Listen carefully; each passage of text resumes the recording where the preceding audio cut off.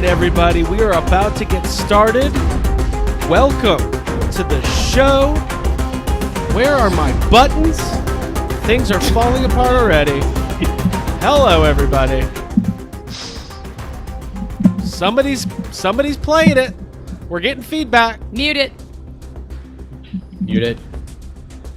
Mute it. Not me. It's not me. It's not me. Not It's me. not me. Not me. All right. Who was it? Who was it? We're going to dedicate the whole show to figuring out who it was. I'm pretty sure it was me. I'm pretty sure it was me. What's up, everybody? Oh, I didn't do one last setting. That's fine. I think we figured it out. Hey, everybody. My name is Craig Goldberg. Welcome to Yes Have Some X Crossrip. We're here. We're ready to talk about the Ghostbusters Afterlife trailer number 2. I feel like I'm on a little bit of a delay, so I'm going to pass it to Troy Benjamin, who's joining us from the Ghostbusters Interdimensional Crossrip. What's up, man? Wow. Why are you on a delay? I feel like I've been on a delay all day. It's Who been a knows weird what's day, happening right? now, It's been but- an insane day. Hey, happy Ghostbusters Day Part 2, everybody. Welcome to the party. Yeah, this gonna is be fun. Ghostbusters Day Try. Part 2. We finally made it to Ghostbusters Day Part 2. Today was an absolutely insane day. I know everybody's reeling. Everybody's stressed. We had this incredible trailer drop this morning. We've got merchandise happening. It hit us all like a ton of bricks. But before we get started, I want to welcome everybody. I want to say, hey, thanks for joining us on a Tuesday night. Abigail, monitoring the chat. I sure am. What's I'm all going on over over it. there? We've got tons of people filing in, which is awesome. I wish I could name everyone, but thank you so much for joining us, y'all. This is great. It's going to be good. We're going to have a fun night ahead of us. But let's go ahead and introduce everybody. Joining us from Vancouver, British Columbia, Ryan Dole. What's up, man? Hey, I don't know if I'm frozen. I think I might be delayed somewhat. It's as okay. well. We're going to fight through it. We are going to fight through it, but it's all good. If you want your name shout out at all by Abigail Gardner, just throw in some money in that super chat, and we'll be sure to, give you a shout out by name. Yeah, there That's you the go. keys to my heart. That's the way we do Super it. chat. Jacob Walsh, what's up, man? Hey, man, I love that the technical difficulties are starting already. It's amazing. Hey, I've learned that with live streaming, there's just no way around it. So we're just going to, as long as people can see us and hear us, we'll figure it out. Sure, sure. So, Jake, how are you doing? How was your Ghostbusters Part 2 day? That's what I'm calling this. It was stressful. Stressful is a word. It was very stressful. I had to work, and I hated it. And I kind of sped through my work, which probably shouldn't say that out loud. And Aren't you so a I could tattoo slide artist? through- Are you not a tattoo Are you artist? doing permanent art on people? He was removing someone's appendix today, and he was just like, It's like gotta get through we're gonna do less colors than I would usually do. Just simplify this tattoo today and just knock it. I love that. I love Client that. should know. Don't book on trailer day. There you go. Don't- I can talk. Don't book on trailer day. That's a new rule. Troy Benjamin, what's up, man? Hello, everybody. How's it going, man? This is fun. It I'm so is glad fun. that you get to do the live stream and deal with all of the technical stuff, and nobody gets mad at me. This is like smooth sailing. I felt I so. take the- Remember the that time brunt you of guys it. had that big anniversary show, and there was like all that build up, and then YouTube was like, No. "Fuck you, YouTube Crossrip." goes. Yeah.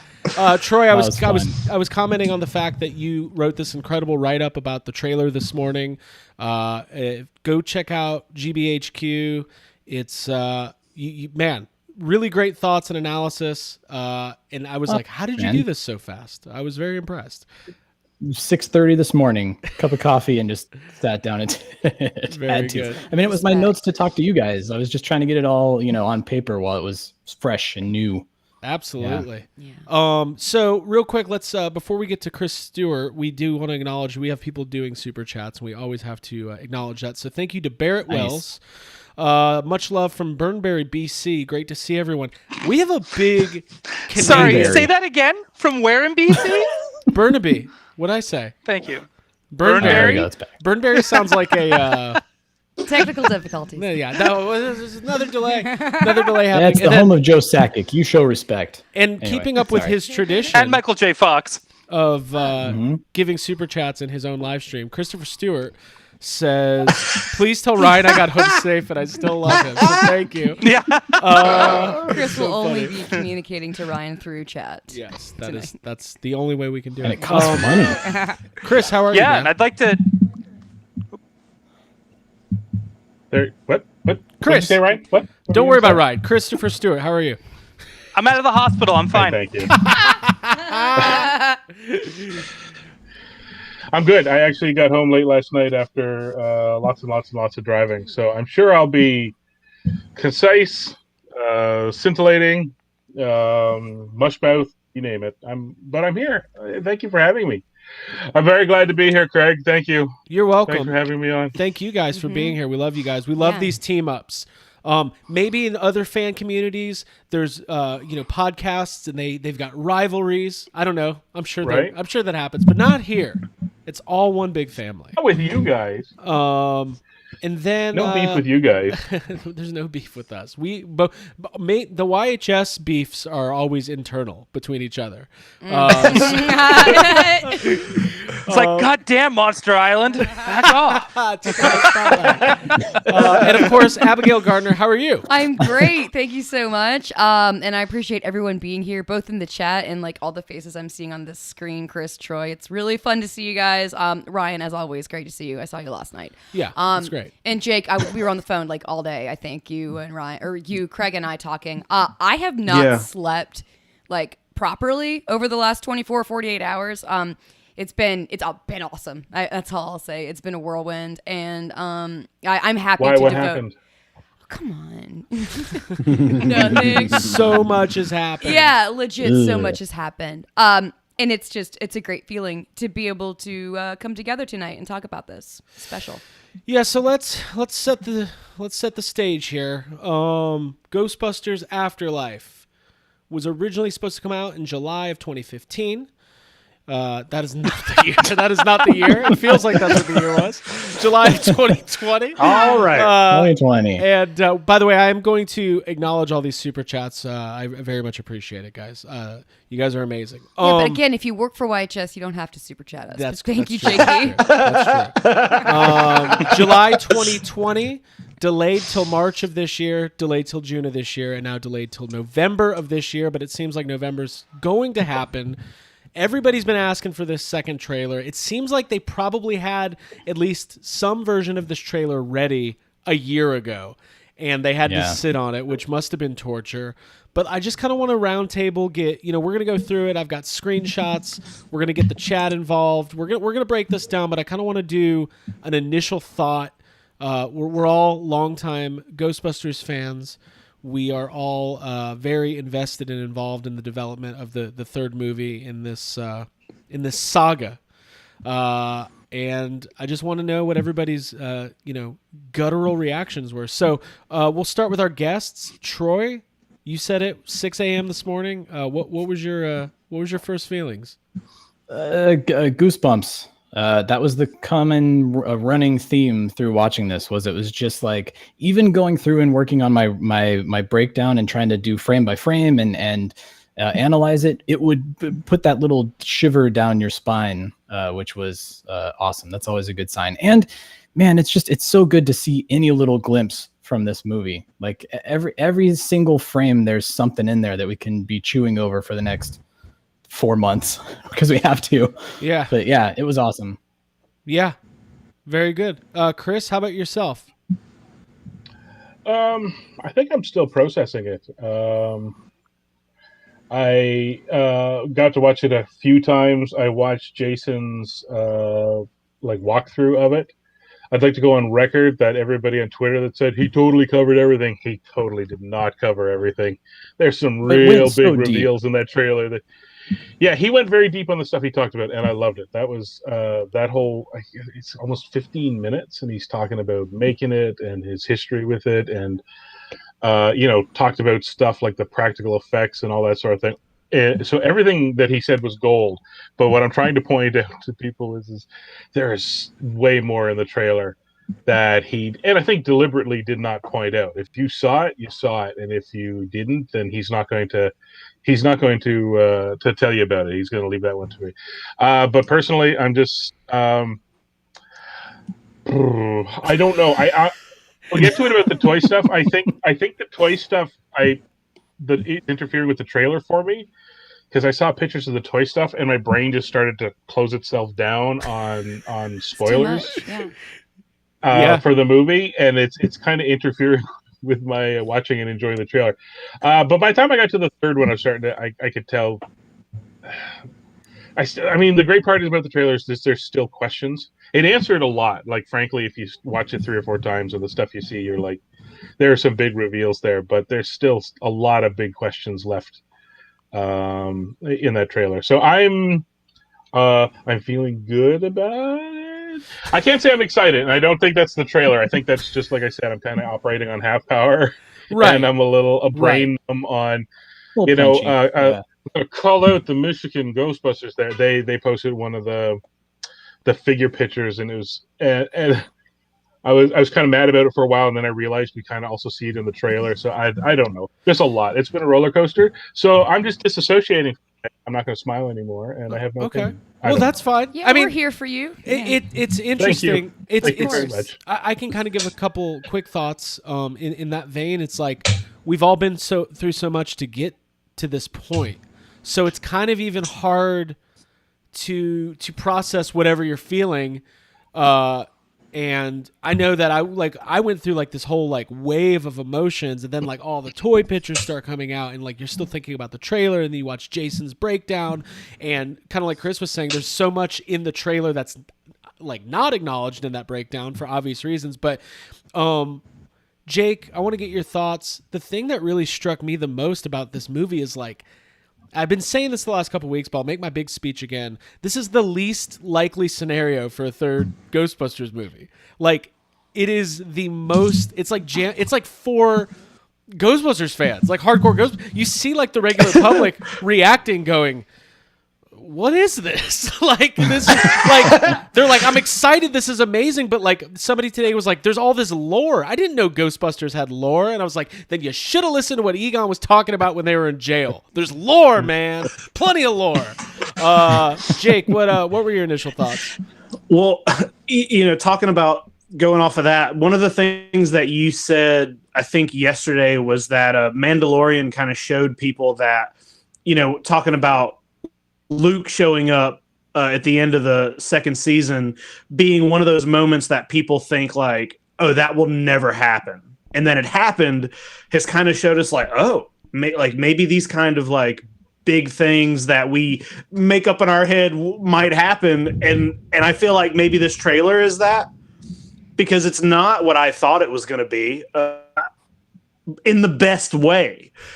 It's like a best case scenario trailer. And I think just like as far as my first time watching it this morning, I was at work. I had to be at work already. So, grown man sitting in the back corner watching this on an iPad, trying not to cry in front of my coworkers. I don't know how you did it. Yeah, it was did. It was like that, man. It was it's crazy. It's well, Abigail, what were your initial thoughts? I'm getting kind of emotional, I guess, thinking about it honestly. And when I think back to our first viewing this morning, I was so struck by and caught off guard by Phoebe's character, McKenna Grace. Like, there's a shot of her being bullied by kids with like a bag of Doritos, and the expression on her face, like, it just emotionally, I connected so deeply with her, and honestly was hoping so much that this movie would have that kind of like a story with characters that I could relate to in that way. And I was so thrilled to see that stuff, and then just to know that she's got like relationship issues, like listening to her mom talking to Paul Rudd, Carrie Coon. Like, also that scene takes place in a Chinese restaurant, which is like kind of canon for Ghostbusters. It's like and that's only in the first couple seconds of this trailer. Like, as it progressed, I got off the couch, and just to jump to like stuff that happened when the terror dog bolts out of the Walmart, I was like, hold on, analyze that sentence. When the terror dog bolts out of the Walmart, I at that point was like, had dropped to my knees with arms up in the air, like touchdown, like screaming at the top of my lungs. And I know that I'm on record saying this about other Ghostbusters trailers, but this literally, like, I went to therapy today, and it was like hard for me not to just talk about this trailer. I was like, I Just do literally, it. that's all I can think You're about. paying. Yeah, I know. I was like, Might all as right, well. Mead, here we go. Talking about Bill Murray, Dan Aykroyd. Yeah, I agree with all that. It very much like as soon as Janine popped on the screen, I literally had the Ian Malcolm moment where I was like, "You crazy son of a bitch, you did it! You're making my head fan fiction from the last 30 years." Like, and then Janine shows up, and then she's talking about Egon because and it's just like, how is this? Dare to dream, and it's okay. Like, you're not gonna have your hopes dashed. It's an incredible feeling. Yeah. That's all. Ryan, you had some pretty strong rules this morning. You said you shut off your phone. You didn't want to hear anything from anybody. Walk me through your morning.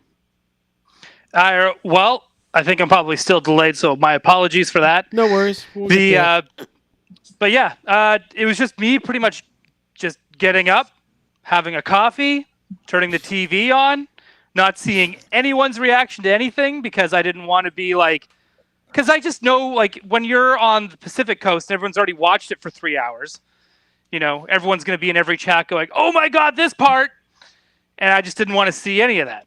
I don't want to find out stuff from the trailer from like a bunch of like fucking clowns in a chat. No Right. offense, you guys. So hold on. So unlike a real fan, you didn't set an alarm and get up when the trailer came out? No way. I Ryan? like to sleep. I love to sleep. And then I was like, I didn't want to be tired and grumpy all day.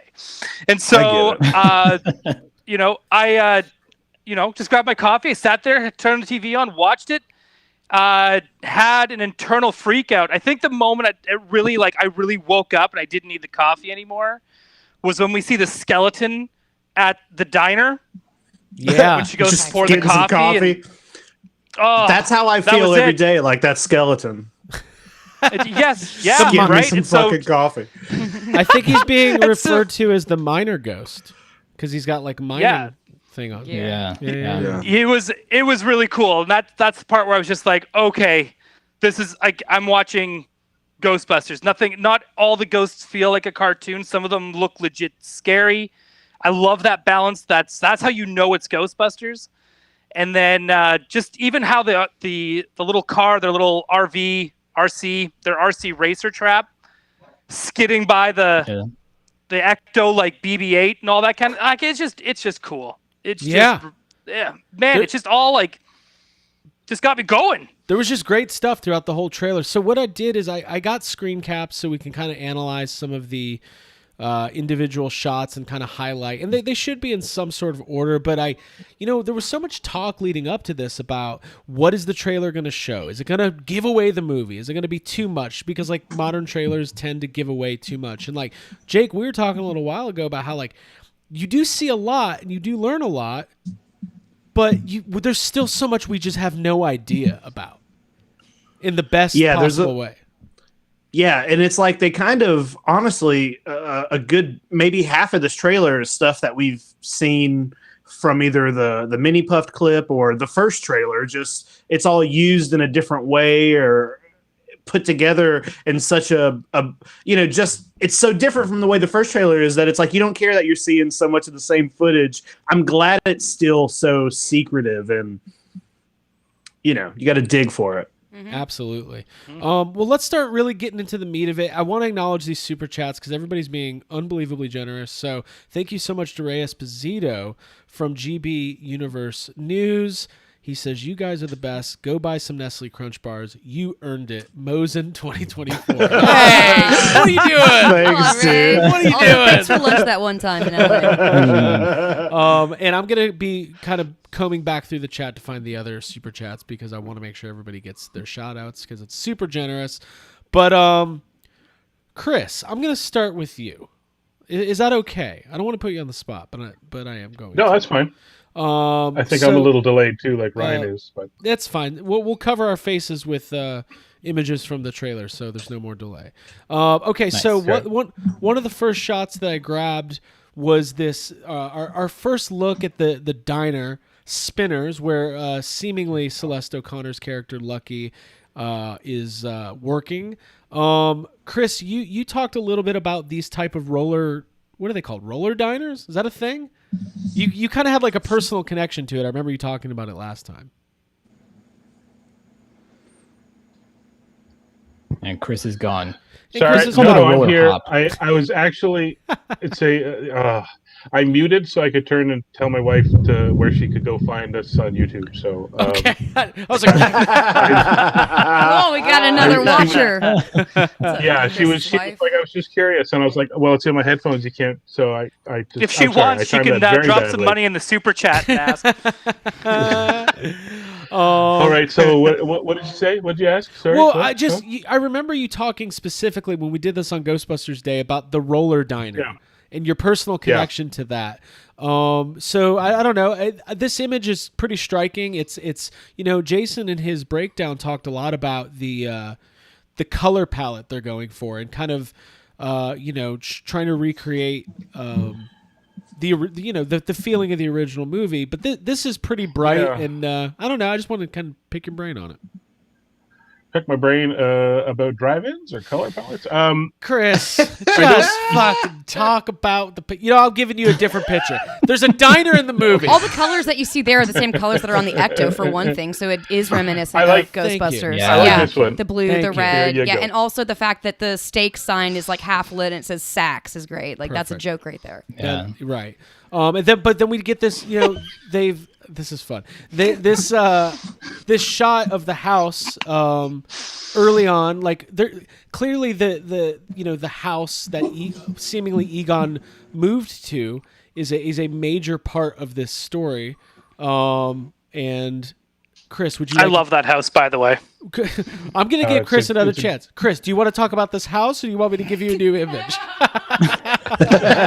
Sorry, what did you say? I wasn't paying attention. No, we talked about this house last time. And actually, Yes. I'm always impressed when they build a house from scratch. That's always impressive enough. But when they do it twice so they can shoot interiors on the stage, which is something Jason talked Yeah. about, I'm even more impressed at that point. The house is good. We've seen a lot of the house. We've seen a lot of the inside of the barn. It's later on that we like. It feels like there's a lot of the farm we haven't seen yet. We still don't quite understand the shed and the access to the lab, which I'm kind of curious about. We saw more of the caddy junkyard. That was quite Yeah. obviously Ray's parts cars. And what I want to piggyback what you were talking about with Jacob there. Jason keeps saying this is a movie about family, and what I kind of realized watching this trailer, and it's got nothing to do with any specific shot, it's about the trailer overall, is that for everything we did see, and I don't know how much you guys want to get into it, like some of that last shots in the mine and all that sort of thing. We want to get That's into some it. huge reveals, Ghostbusters wise. Yeah. Yeah. But the mysteries that haven't been resolved are all the family mysteries. Yes. Like it feels like we're Yeah. going to get up to the movie and we're going to be fairly well informed about all the Ghostbustery stuff, and still have a lot of questions about who did what and when and why and all this in terms of the family, which I kind of thought was great, because any other movie, I don't know that they'd be building it up for us to care about the characters in the family portion, and we'd all be debating the Ghostbustery stuff. Right. And Jason, so Jason, and it's what I realized when I was watching Jason's stuff. So the shot you just put up there, where he's talking about, we tried to make the roof kind of reminiscent of the Ecto and all that. He happily talked about a lot of Ghostbuster specific stuff, a little bit of family stuff, and in the trailer, the shots that we saw Janine. And she talked. We know there's a granddad, and Janine shows up, and I guess Ray's at the end. That answers nothing about Right. We don't know the the relationship. Ghostbusters personally, right? Like we have no idea. Right. So you watched it, and you're like, "Oh, they showed us everything," and then you're like, actually, we didn't learn the important stuff yet." So Well, and then Jason takes it one step further in his commentary and is like, Janine cared for him in his old age, and you're like, that didn't help me at all, Jason. at all, Nah. because guess what? Wives do that. Friends do that. Right. It didn't answer anything. So. Yeah. Now, if you want me to go back and talk about neon lights again, put the drive-in in, and I'll Well, see what I no, can it's help you out fine. with. Nobody I cares guess. about my big Wow. speech. Craig, should we talk about that it starts on a dialogue scene? Like this big trailer for a big tentpole starts with like two people talking at a table. Yeah, it's awesome. It's still Jason Reitman. I want all talking in this movie. Playing to their strengths. Like Jason's playing into the characters. Eric Steelberg. We're looking at these beautiful pictures and we're seeing amazing cinematography. That's right I'm just out of the hoping gate. someone like the first talks 10 in seconds. jail. Yeah, there better be a jail scene. They all better get arrested at some point. Jake, I will say, sorry, the opening shot of Drumheller's never looked better. Drumheller at ground level is kind of dusty and hot. So that water tower shot, which is, I think, possibly one of the earliest things we ever saw from this movie, like in the teaser and all that. Yeah. There. Anyways. It's interesting, Troy, what you were saying. You start with this conversation between Callie and Mr. Gruberson, right? So classic. We've seen this play out before in movies, like the single mom, the teacher. Oh, we're having problems with the student. We better go to dinner and figure it out. We know what's going on. Oh, you taste like burger. I don't like you anymore. Yeah. But Jake, what did you think specifically of opening up with, learning a little bit about like, hey, Abby mentioned it earlier. We've got McKenna Grace's character, Phoebe. They call her nerdy. Mr. Gruberson's like, hey, she's a geek. She's getting picked on and she's weird, but like kids are weird. Like she'll be fine. Yeah, and her mom's like, well, she kind of keeps to herself. I don't know as much about her. Right, exactly. Which builds that mystery even more about what we're going to find out. Jake, did you have any impressions about that? I mean, not much more than what you just said, but yeah, it's interesting as far as a trailer goes to be a second trailer for a big, just like what you were saying, Troy. It's the second trailer for a big tentpole film, and it's just like there's talking. You never see a proton pack other than the one that's attached to the ecto. You never see anybody in a jumpsuit, which we're all I thought this trailer was just going to be full of that stuff, and that was why I almost didn't want to see a second trailer. And then none of that's in there. It's like still like it's still sort of like an artsy, like, let's have a conversation. Let's talk about being Ghostbusters, but we don't need to show it yet. Yes. Yeah. Stylistic. The things that were edited out that weren't shown, like, make it even better, in my opinion, and like more satisfying to not know and to be able to have questions, like we're saying. We get this shot in the trailer. This is an image we've seen before of, it's a black and white photo. It's probably just an on-set photo. I mean, if you notice, Harold Ramis has a cigarette in his hand. Look at this photograph.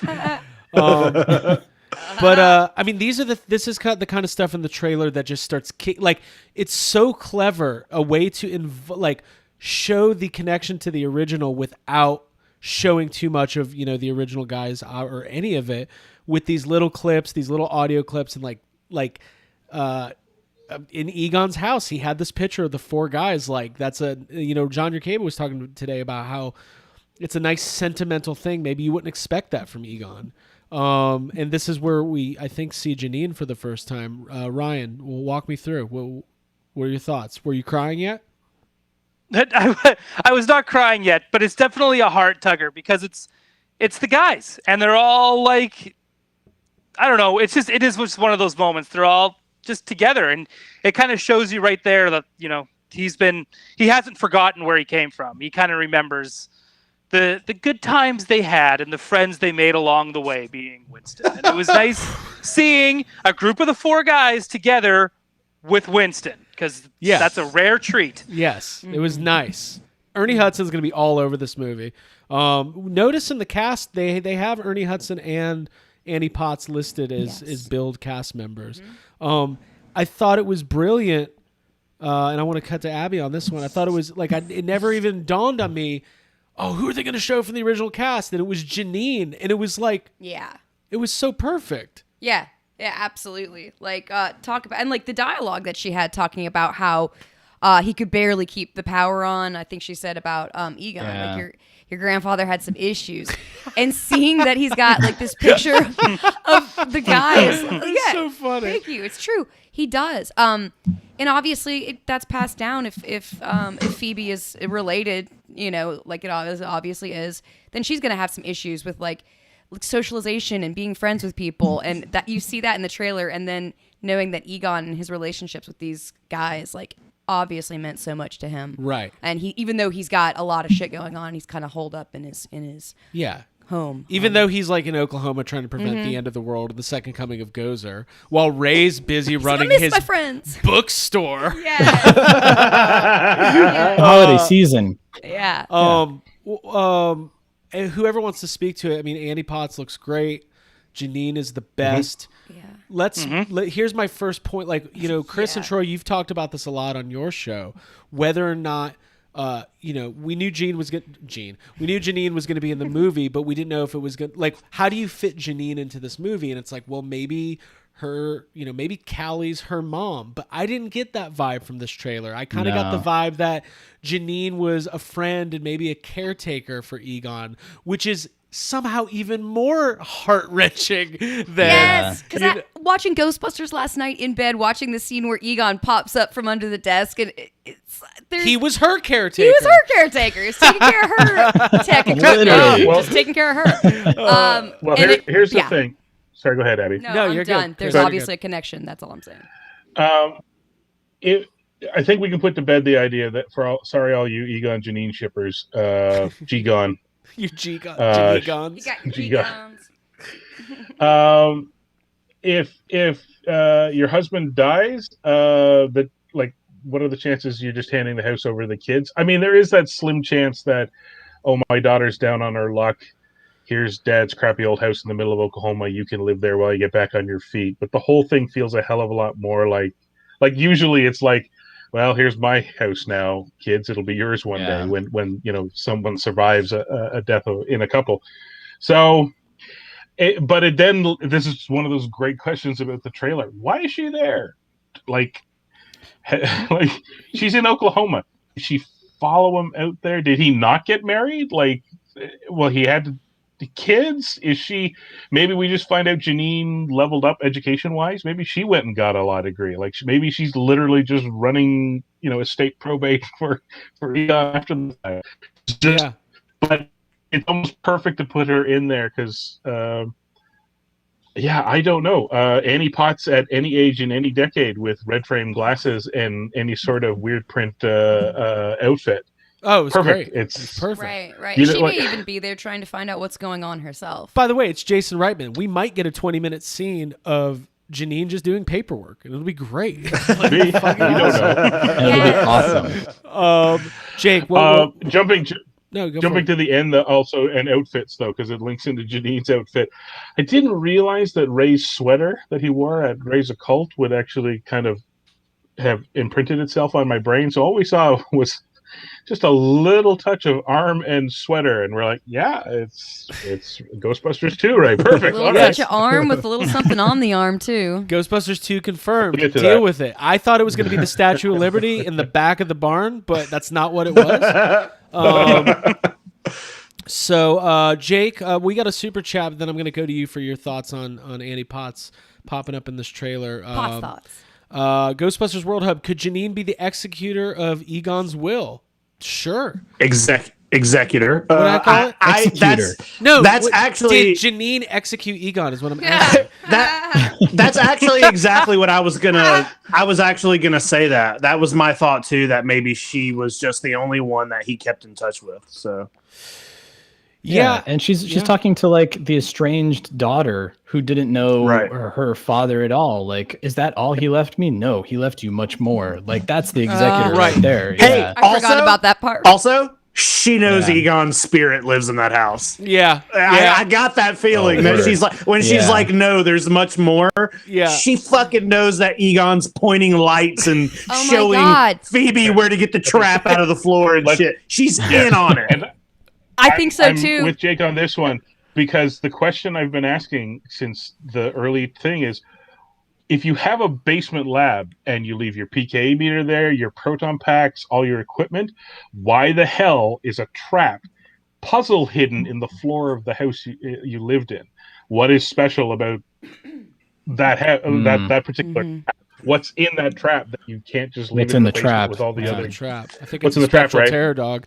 I think it's a spectral terror dog Oh, okay. All right. Yeah. I that think it's a sentinel. Gruberson lets out. It's Yes. a sentinel. It's a Galactus. But It's a here's the HasLab. thing. It's It's a puzzle. HasLab?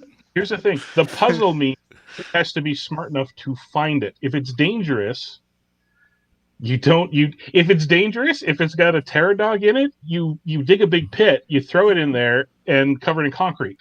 Then nobody ever gets at it and has to worry about it again. So the terror dog one is good because I'm not going to say no to it because obviously we see one later on running around and all that. I'm a little suspicious though of why it got hidden with, and like, correct me if I'm wrong, but they're trying to draw this line between granddad was a genius and the granddaughter is a bit of a nerdy genius herself. I think So Egon was maybe what you put partaking in a in some trap- herbal supplements later in life and was like, where are we going to put this trap? Chris, It's gonna Chris, be in a I new think- spot. I think there's a little more to it than that. I think maybe the trap is hidden that way because he moved to a town of possibly full of Gozer worshippers. Yeah. Yeah. And they're like, oh, a Ghostbuster just moved here. Somebody who, like, I feel like maybe it's hidden from the wrong hands. Like maybe if it does have a spectral terror dog, if it does have a terror dog in it, and that terror dog is needed to to bring Gozer back, he's got to hide it from them, but he maybe still needs it for something. I don't know. Exactly. That's the question. Why do you leave it so that somebody that comes after you who's smart enough to undo the puzzle, what do they need it for?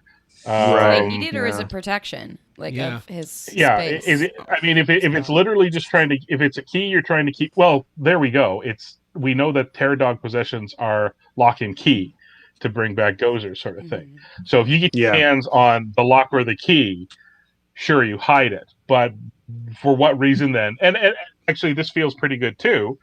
It's just, it leaves us with one of those mysteries. Why do you leave it so somebody who's smart enough will find it after you? Like, if it's the lock and key, why aren't you doing the metaphorical equivalent of throwing it in the ocean where it'll never be found again? Jake, throw it in the ocean. No Gozer. Barrett Wells says, I'm all in on the spectral terror dog and the trap theory.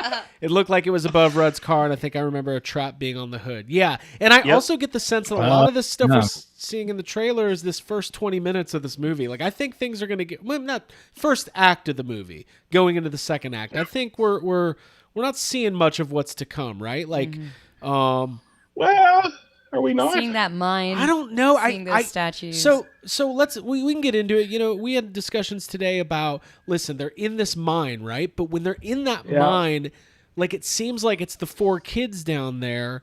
They're not wearing flight suits. Like, this is the discovery phase, right? Now, one thing, this was pointed out, when they're in the mine and shit's hitting the fan, I think you see a Gozer statue. We're going to take a look at it in a second. But you hear a voiceover say, "Oh my God." Go back and listen to it. 95% sure that that's Sigourney Weaver. Like, it sounds just like her. What? Oh, My interesting. Dana Barrett? It's I hard. thought that was. It's I thought hard. that was Carrie Coon. Yeah. It's hard to tell, but it does sound like I when I got home, I turned it on the TV and turned it up, and it sounds a lot like Sigourney Weaver, but it also sounds like it could be Finn Wolfhard. It's hard to tell, but it's definitely not somebody from that scene. It's definitely cut and added in there.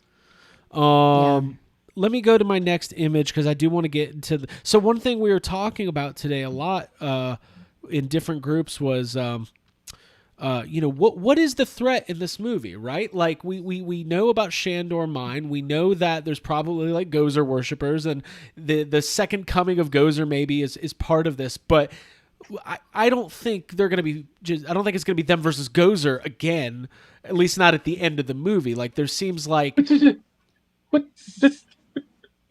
what sorry. Okay.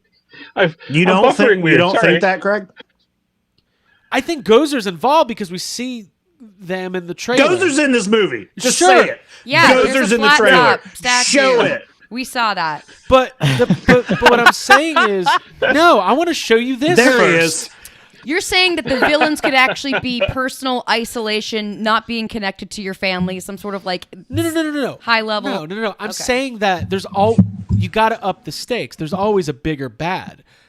Does that mean we see Ivo Shandor show up in some sort of spectral form? Maybe it's like, hey, the second coming of Gozer is great, but wait till you meet, I don't know, Matthew. Right. the new big bad. I don't know. Anyways, I did want to show this picture real quick. This was a really cool shot. It's that barn scene. I love that they refer to the Ecto one as a station wagon. I thought that was hilarious. No, the family. It's only- the family. It's the family wagon. It's the Yeah. family wagon. It's Harold Ramis directing Vacation. This is a little this whole scene is kind of edited out of sequence because if you tell, like, he's wearing, you can see his sleeves here. Yeah. But whenever he's talking to Phoebe, he's got it like maybe down. He's just wearing a white shirt in that scene. So this is all kind of edited probably from a couple different scenes of him messing with the car. Definitely not the GB2 flight suit though. Confirmed it's just gray coveralls. Yeah. Because it's got the little Sadly. figure at that. Right, sadly. All right, we can move on. If anybody wants to chime in by the way, thank you, Jim Mariotto, for the super chat. And thank you, Adrian Barra, for a super chat. He says, have you seen the International trailer? It shows more of the underground temple. I saw some screenshots of it, but I haven't had a chance. I think there's some alternate shots in there, which is really cool. Maybe we'll take a look at that a little bit later. Okay. Let me get my bearings. And as we go through these screenshots, anybody who wants to chime in on anything, I kind of have them in order, but not super in order. Okay. Let's see here. Okay. So I love these shots in the trailer. So this is Phoebe on YouTube watching old Ghostbusters clips, which is exactly what And I you're do. on YouTube right now, everybody. This is very meta. Unbelievable. You are on YouTube watching us watching a trailer on YouTube of them watching YouTube. Inside the computer. Wow. Oh. And now I can't make out the other. Some people were looking into these other clips on the side of the video. I think especially later, and there's some funny stuff in there. I hope one of them is us. I hope we get the movie. We're like, oh, cool. There's a YHS video over there on the side. Let's go to the I think next one. I think the thing that Adam Savage has been hinting at for a while kind of got revealed in this trailer. Yeah, he's in one of them. One of them's 100%. Adam Savage. Adam Savage. Yeah. Hey, everybody! Look at this shot of Egon. Seems that way, right? Like, I think so, right? I don't know. let's analyze this. So there's this Let's shot. Talk about it. There's this shot in the trailer of a hand holding a PKE meter, and I think it's safe to say they're wearing a lab coat, and that it's either Ready to Believe You Ray, Ready to Believe You Peter, or Ready to Believe You Egon of Maddie Collector fame. Yeah. Maddie Collector knew all along. Abby, It will mean something. I You want can tell. everybody's thoughts on this. So I'll start with Abby. We'll go to Ryan next. What do you think? Who do I think it is? I mean, any of those. It could be any. We were saying that it's Peter for sure at first. That's definitely a Bill Murray shot. That's Bill Murray's hand. We know Bill's hand. We don't know who it is. It could be a flashback to Egon. I would say that would probably make the most sense. That's what I'm going to go with. Okay. Ryan, what do you think? I kind of with Abby on this one. This could be the cold open where we see Egon die. I don't think they're going to show. They're not No, going I'm to just torture kidding. us We're not that going to much. see Egon die. I honestly think it's one of the. I think it's either Ray or Peter, and I think it's one of the guys, and I think they're grabbing it and they're going to be like, okay, let's check this house out, because at some point they got to show up, right? Okay, that's true I too. would- Chris, It should be pointed out in that short of a shot, and this certainly is a nice. I don't think it's a deliberate nod to the original movies, but that we're watching a clip of somebody taking the PK meter out of a drawer. It runs backwards just as nice as somebody putting a PK meter away in a drawer. So interesting. Okay, for those everybody thinking maybe this is a flashback, Egon it could still be. right. Live, right. Yeah. Yeah, and I think the thing is like, there's been speculation of I think it's safe to say we'll see Egon in some form in this movie, whether it's spectral form, flashbacks. We know Troy, A fucking lamp. a lamp. A photo with his Dude, friends. give me Plasma Series I wanna Egon eat- lamp. I love lamp. That's what I was about to say. Troy, what were your impressions? You're a filmmaker of some kind, aren't you? Tell me what you think. It's I know nothing. Yeah, I mean this is very obviously they're obscuring to get us to talk exactly the way that we're talking right now. So it is a very shadowed, very contrasty shot, and I think we're doing exactly what that shot is supposed to be doing right now. Right. It's Speculate. That's all not I can say. Phoebe. It's not Phoebe. It's not Phoebe. It's Yeah. not Phoebe. But We'll I do see love about that. I do love that shot. One thing I noticed, like Celeste O'Connor and Logan Kim are both in the trailer, but not much. The focus is definitely on the family. Focus on the family.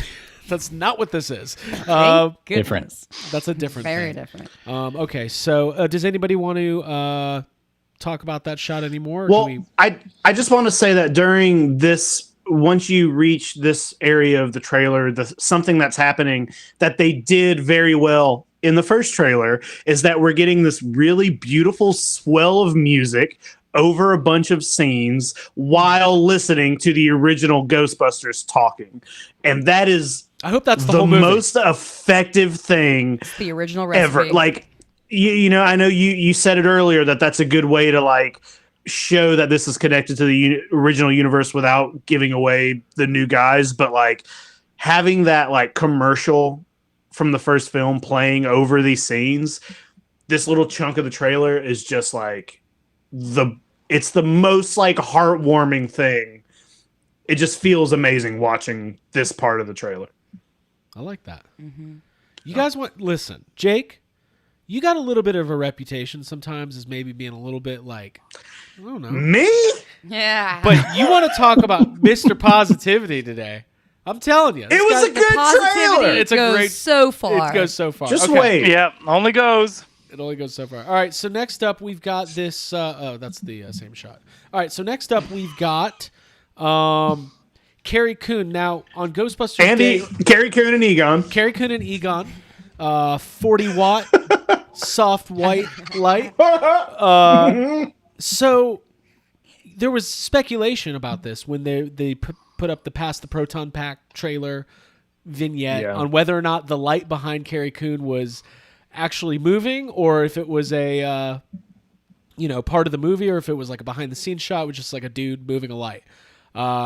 So Chris, you seem to have some strong feelings about at least I think you were saying this earlier about you and Jake were talking about Egon's presence in the house post him passing away. Do you buy that Egon is giving hints and clues here, or some in some manner, or do you think there's maybe the house just is haunted? Maybe that's why Egon moved there. This would be a great place to catch ghosts. The haunted house. Haunted would be interesting because it gives us a real-time interaction with Egon. Although I think that comes with a lot of really big hurdles to get over, right? Like, Harold Ramis is not with us. So if you're going to do Egon Comes Back, what are you replacing it with? And how are we going to not look at it and go, well, that's just fake special effect Egon, that we're not connecting with it. The other way to go is even if he's not haunting the place, he did anticipate a future, and like the puzzle in the floor is a good example of and let's be honest here, I actually almost prefer, I think it's weaker to be a Ghostbuster, pass away, and then you're a ghost. It's something I never really liked about the old Bill Murray will never be back for a movie unless he shows up as a ghost. I was like, well, that's a little weak. A little on the nose that a Ghostbuster. You mean the becomes comic a ghost, role of a lifetime? Oh but boy. I like the idea that it really flexes Egon, who is not present, as the genius behind the Ghostbusters. We see little bits of it, like he was always the smartest guy in the first movies, but we only see it in terms of the equipment he made and his understanding of, the ghosts and all that. Imagine that they lay out a thing where he's smart enough to envision decades down the line somebody's going to come along, and he may have even dialed in on my granddaughter. Like, we don't know when he passed away, so he may have had a sense of watching the first dozen years of, or 8 years of his granddaughter's life from afar, going, she's pretty bright too, I'm going to start preparing things. So I almost like the idea that he's not haunting the place literally, but that he is such a genius that he prepared for a future that he's in not the there event for. something happens to me that I'm ready. Yeah, I like that. Right? How is any of this real? This conversation seems so right, because I'm speculating like from the other side, is he somehow manipulating things? Like, is that what's going on? Like, yeah. Well, speaking, okay, I saw the movie in theaters when it came out, so I think that's part of my dazedness today. Yeah, thank you very much. Thanks a lot, Ryan. What are you, M. Night Shyamalan? But I'm with you, Craig. Like, how is this happening? How is this possible? Beach. Right? The beach. Yeah, I mean that's what I keep coming back to today, is that this is not the movie that Sony was trying to make for the last 30 years. They were trying to make Men in Black 3 and Evolution and 21 Jump Street and just get the hottest 4 comedians, whatever that means, and go plug it into the give formula. them proton packs. And this is not that. There's only Jason Reitman who can get away with making this movie, which just happens to be what I want to see more than. There was some, there was a lot of Twitter takes today, like, isn't Ghostbusters supposed to be funny? I was like, no, it's the most serious thing that's ever existed. Shut up. I hope I don't it's laugh a documentary. In case you didn't know. And there's funny in the trailer too that people are looking the other way at for some reason. It's hilarious. But and in the sequence, the mini puff that gets the umbrella through its head, like. All right, Troy, we didn't plan that, but look at this. Segue. Look at that. But no, speaking of funny though, like, you don't hire Paul Rudd to be in a serious movie about Ghostbusters. Jamocha. Yeah. Right? Like, you just don't. And he's got that similar kind of like comedic style of like Aykroyd and Murray as well. Like, I think he's going to fit right in. Yes. Absolutely. Tony Taylor, super chat. Thank you, sir. He says, there was life before the trailer, and then there's life after the Afterlife trailer. Afterlife. By the way, I got to tell everybody about Tony Taylor. He is the famous person who sent us all these great resin slimers. He's got these mini ghost slimers he's making. He made that mini puffed. We showed it off last week. He is exclusively offering free shipping on his mini slimer store, TonyTaylorToys.com. Check it out. Free shipping, exclusive to YHS folks. He's a great guy. We're going to work with him and do some stuff. He made these mini versions of the Kenner Green Ghost. They're amazing. I love mine. And we're not saying there's going to be a lamp at some point, but there making might be a lamp. Another super chat. Thank you, Jim Mariotto. There's a laptop behind the puzzle. Egon's on CD-ROM. There it is. They're shipping Egon in the mail. One thing I thought about. Encarta, but Egon. I got the Alfred disc. That's exactly what I was thinking of. The McGregor's disease. So, Violet Ramis Steele kind of went dark right when this movie went into production. I have a feeling she did a lot of consulting. I think they wanted to make sure, as we talk about what Egon's presence and what Harold Ramis's presence will be in this movie, I know they wanted to show reverence and respect to his legacy.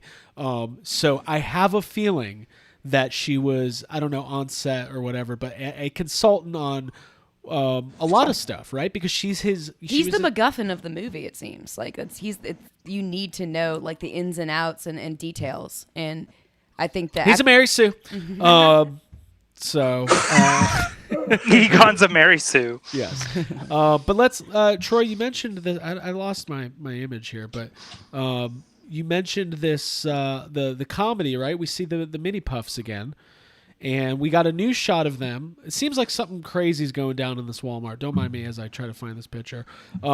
As in most Walmarts. As in Yes. most Walmarts, represented. Like, I already love Walmart, Pretty want to true. go to Walmart, go there all the time. It's just making me more excited to see it in a I want to buy Ghostbusters toys. movie. I want to buy toys Yeah. right now. I'm mad that I'm not at Target right now. I Yeah. can't find the picture. I've lost my place. But basically, Going through everything. I've screwed it all up.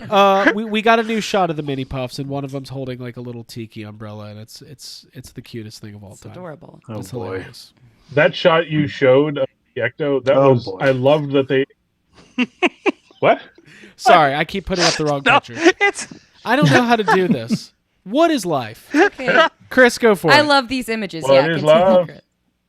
They don't hurt me. I like that they the car drive without the remote control trap. Fed it to us in the teaser and got us super excited, and then ran it for us again when the effects team had finished what they needed to do, and we got excited all over. Well, Jason The talked exact about same that. Jason talked about that in the behind the scenes thing today. Like he said it took him the whole shoot to film this chase scene, and I wanted to see a car chase in a Ghostbusters movie my whole life. Jake, you're on record saying is the best part of Answer the Call was that night shot of the Ecto 1 screaming by. It is. We want to see It that. is, yeah.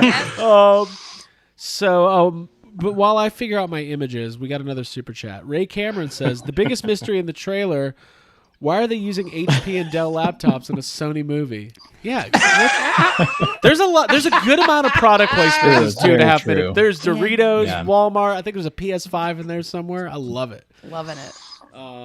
So let me get back to our breakdown here. By the way, thank you everybody for tuning in and hanging out with us on a Tuesday night. There's a lot of people watching, so thank you guys. The Ghostbusters community is foaming at the mouth for this film. So next up, it's going to be Janine again. There it is. Yes, there's our Hey. mini puffs. So you got. I love. Look, there's what there. I like the jelly bean one. Yeah, he's like One looks Yeah. like he's choking on a fucking jelly bean. He's gonna launch it. One thing Jason pointed out in the vignette today was that they don't feel pain, but they do want to kill each other. Yeah. It makes it like more and exciting. they don't mind being killed. Yeah, it's part of their whole thing. And he did compare them to gremlins as well, which He I called thought them was gremlins. Yeah, yeah. Fun, mischievous. give me a scene in a movie theater with 5,000 mini puffs watching Ghostbusters 2. That would Give me be mini pups versus gremlins. yeah. Okay, so Chris, Troy, Jake, Here we go. Abigail, Here we go. Ryan. Yeah. Again, this is like Ghostbusters video game territory where it's like really getting into some of the lore of what's going to happen to what's going to be happening in this movie. So Chris Stewart's once again what is he doing? He's leaving me super chats while I'm talking here. Check email, sent international stills. Thank you. We'll do that. I probably shouldn't have read that out loud. Okay.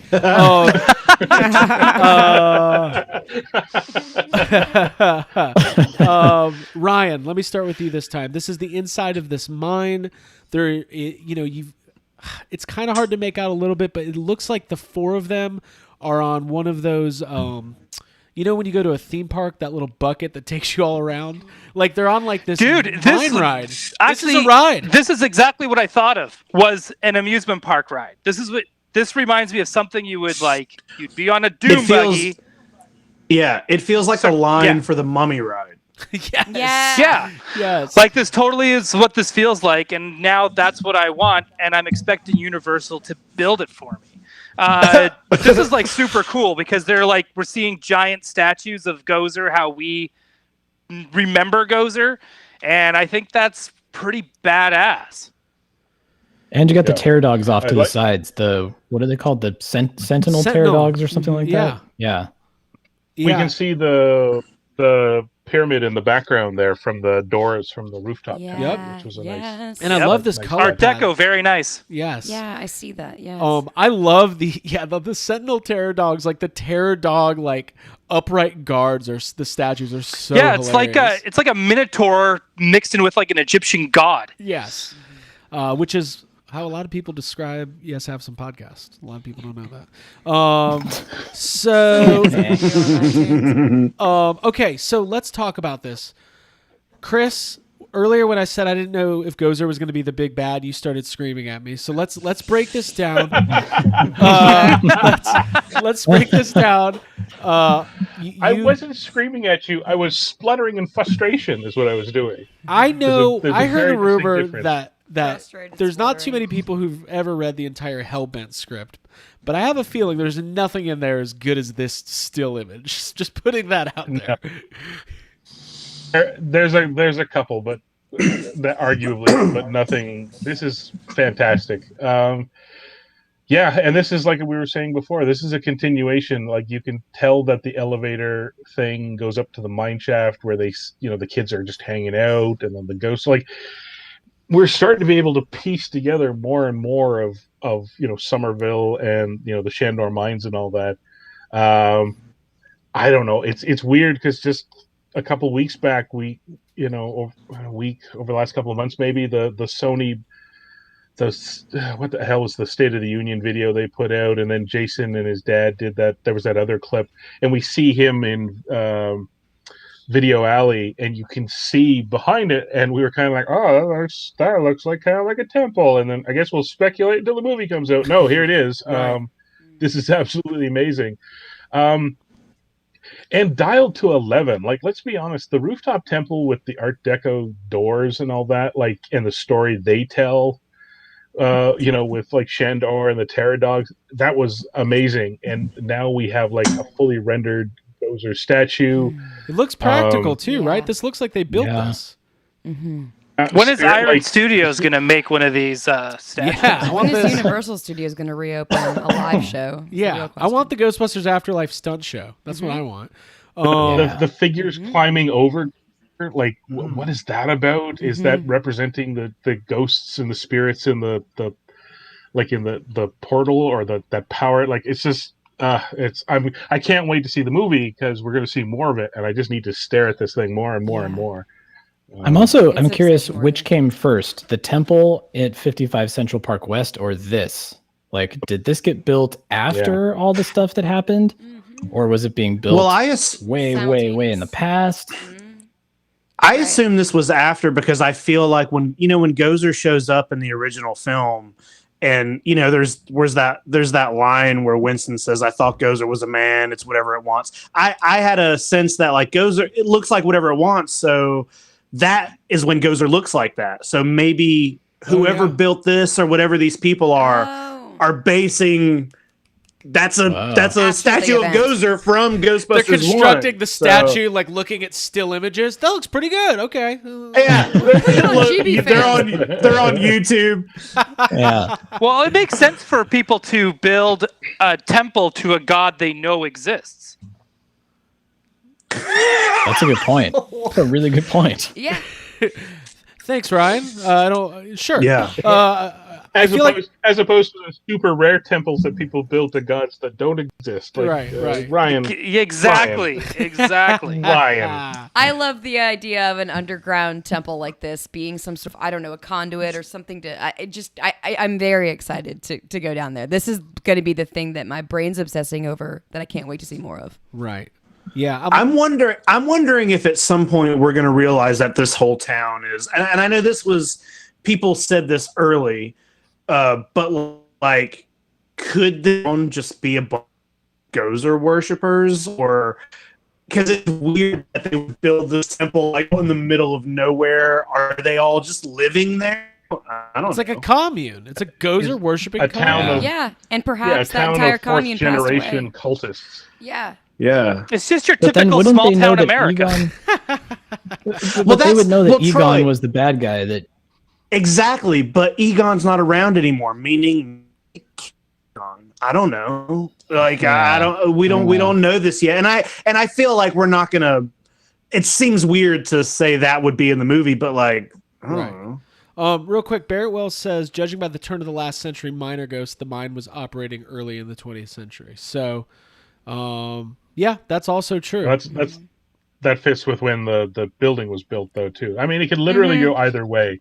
He Yeah. built the mine to get the selenium to build the building. Whatever failed there that he wasn't able to use the building retreated to the mine. Or it could be that they started in the mine.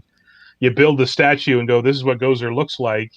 They weren't able to like trigger that one, but that's why at the building Gozer shows up and looks as it does, because they had already chosen the form of the destructor back in the mine. Right. Oh, that could make. Yeah, I gotcha. Oh, Flip man. it. All the Gozer worshippers work at Walmart.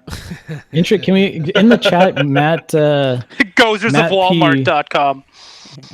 I think this might be Welcome on to something. Walmart, I So love Matt you. says that the mine shipped the selenium cores to New York City to build the apartment building. Maybe they were mining the selenium that they talk about, the cold riveted pure selenium. Oh wow. Right. So you're That's a good talking point, about they're all contractors hired to mine To the build. selenium to build Spook Central. Okay, again, how is this real? This doesn't make any sense. Somebody said Egon Will in a Smith? trailer. The word Egon is in a trailer. Yeah, I know. Chris, I got those photos. I'm going to load them up in a second. My computer's being real funny tonight. I'm just saying that we haven't mayor of Somerville yet, played by J.K. Simmons. He's probably the villain. So let's go through some more shots here because this trailer is just full of stuff. So once again, does anybody have anything else to say about the inside of the mine, or we've covered that? Well, Just give me the play set. I want the play set. That's it. It depends on what your next photo is. Give me the Yeah, art are you book. going to show Orion, $5 super chat. Don't forget the Gozerian seals around the town. Yeah, we do know the town is full of Gozer paraphernalia. It's like Ron John surf shop. Like when you go to Florida, you just see those things everywhere. That's what this has. It's just, it's Whoever Gozer had the stuff. money that built the stuff, put their mark on it. So this is another shot from inside the mine, and really just a very, very cool shot. creepy worshippers or something? Exactly. Yeah. I don't think these kids should be yeah. down in this mine, right? This It's like the body and Stand By Me. They keep It's going back dangerous. to it. Yeah. Yes. Jake, do you get any Stephen King vibes from this, from just the overall presentation here? Yeah, well, I said it in our chat earlier. It feels like any Steven Spielberg actually, or like Super 8. This whole trailer has a very Spielberg / King feel to it, and I'm not mad at it. Yeah, Dude. not upset about that. It's subtle too. Like it's in the Yeah. color palette. It's that stuff that Jason Reitman was talking about with like the original recipe secret stuff. Like it's the little details. Yeah. Okay, so moving on. Here we go.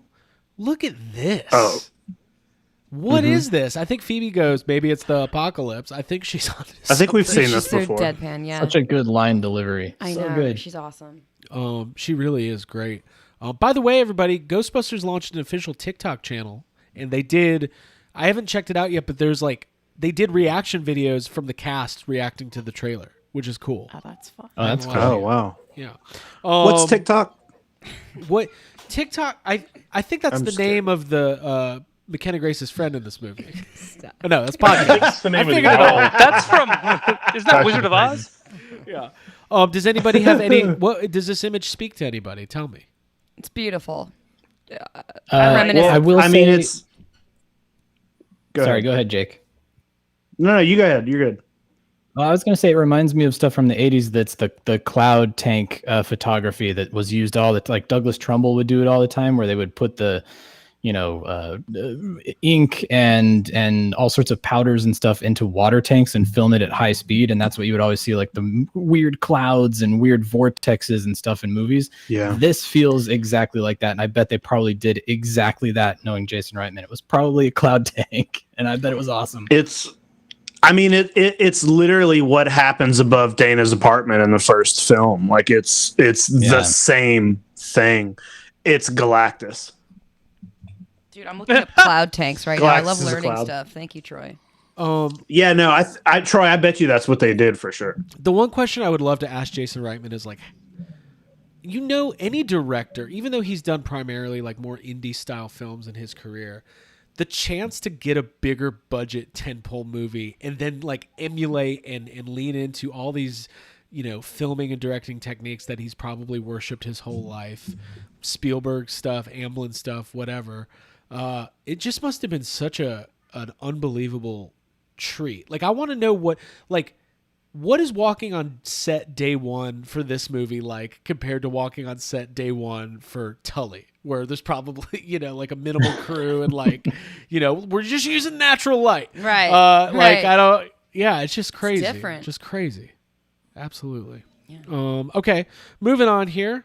There it is. There it is. There's the shot. It's been a long night. Gozer's drinking. She wants another one. Ryan, did you realize, I guess we can assume this is Gozer. I'm aiming for the flat top too. I assumed it was Gozer just from the hair and the arm. Yeah, It that's looked not like accidental. Lightning, And the fact lightning right now. that there's a statue of Gozer right behind it. Yes. Yeah, exactly. So Got those nails. Yeah, it was no surprise. I do like the. She doesn't look so nimble here.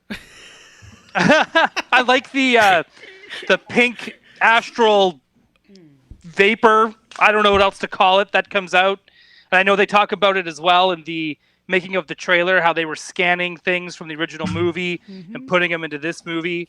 But this is kind of like the first kind of really good shot I thought of all those, like when the ecto containment unit blasts open, and that's what it looks like. And I think that's really awesome. Absolutely. That's that like perfect pink tone, like fuchsia. It's like direct. Yep. You just recognize Get me it. a shirt made out of that. Yeah. It's gorgeous. Give me a shirt made out of 70 millimeter film clips. Yes, Chris? please.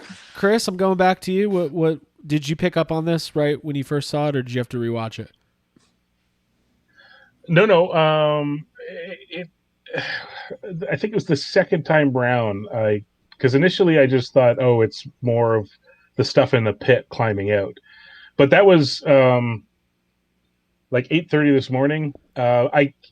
Full disclosure, I got up yesterday morning in anticipation of the announcement, and then immediately got to work, getting ready to get on the road. Got home, crashed, and then woke up in the I went to bed thinking, I guess they'll post it around 9, which is what they normally do. No, they posted it at 6, and I was 2 hours behind. So I blurrily watched it the first time and really didn't notice. And it was the second time round. I was like, oh my God. It's the thing where you're watching it back and forth. Like, is that hair the arm has got it's got the weird bubble membrane stuff. Like, Well, it's got the electrical stuff too that goes along her legs when she jumps. Yeah. Right? The nails. I mean, the only thing missing from this is we don't get to see the high-heeled boots to confirm it. So it's but yeah, this was the bit in the movie where this is what surprised me. And like I said, I was chewing on it all day going, is this a disappointing reveal for us? Was this something Jason would have rather not be revealed? And then I realized, like I said, later on, it occurred to me that this was all fed to us and we loved the hell out of it. And then none of the important questions got answered about, the family. There's still a lot or of how we got mystery to here. this, right? Yeah. What did they reveal? Yeah. Gozer's hair. More questions. They gave us Gozer's hair. Yeah. Yeah, but As long as there's fast cars and family, it's gonna be good. Yeah, I know. This should have The movies. this should have been in mind shattering to us, because up until this point we knew Gozerians and Shandor was going to be all over this. The fact that we're like, oh my God, Gozer's actually back, should have been a massive shock to us, and I'm loving it. But like I said, I spent so much time looking at it going, was this too much? And yeah, I've come to grips. I don't think it is, but It's not. Yeah. I It feel like- parallels. Oh, I'm sorry. Continue. Oh, no. I was just going to say, I feel like Jason wouldn't allow it out there if it's too much. But as closely guarded as he's been, I don't feel like he would allow stuff that we can't see at this point. Sorry, Abby, I didn't mean to No, step you're on you. good. I was just going to bring up how it reminds me of the final episode of Mando season 2, like we were talking about, of it's something that you wanted to see, and when you see it, your brain kind of It's denies Cal it. Kestis coming out of the pit. Yeah, it's Cal. It's Cal Kestis. It's Janos. I think Why am I covered with goo again? I think also I think also though you got to think about it like since we first started seeing any kind of shots from the production or the filming, it was all Shandor and Gozer like symbols. Like we knew it was going to be Gozer, Yeah. so it's not a big thing. But it is interesting the way that in any other movie trailer, in any Marvel or Star Wars trailer, that would have been the big reveal at the end. But they were just like, no, just slip it in there real quick in the middle of the fucking trailer. Artfully. What we're looking at here is Chris. Thank you for there was a couple shots from the International trailer. I believe this is just another shot from In the Mine, but it's a I think is that the top of one of those Sentinel statues? Mm-hmm. Yeah, that's what it looks so, like. probably. Yeah. Yeah. Just kind of a closer. I mean, obviously, it looks very much like the Terror Dog statues on the top of Dana's building in the first Ghostbusters. Well, same architect, so I mean, it makes sense. Same guy gets around. And then there was another shot that Chris sent over that I have loaded up right here, and it's just a close up. I guess that's the top of the main Gozer statue. Yeah. Just awesome. Just Look at them cheekbones, so Look sharp. at that. Yeah. Look at that. I mean, really cool stuff. Really cool to see.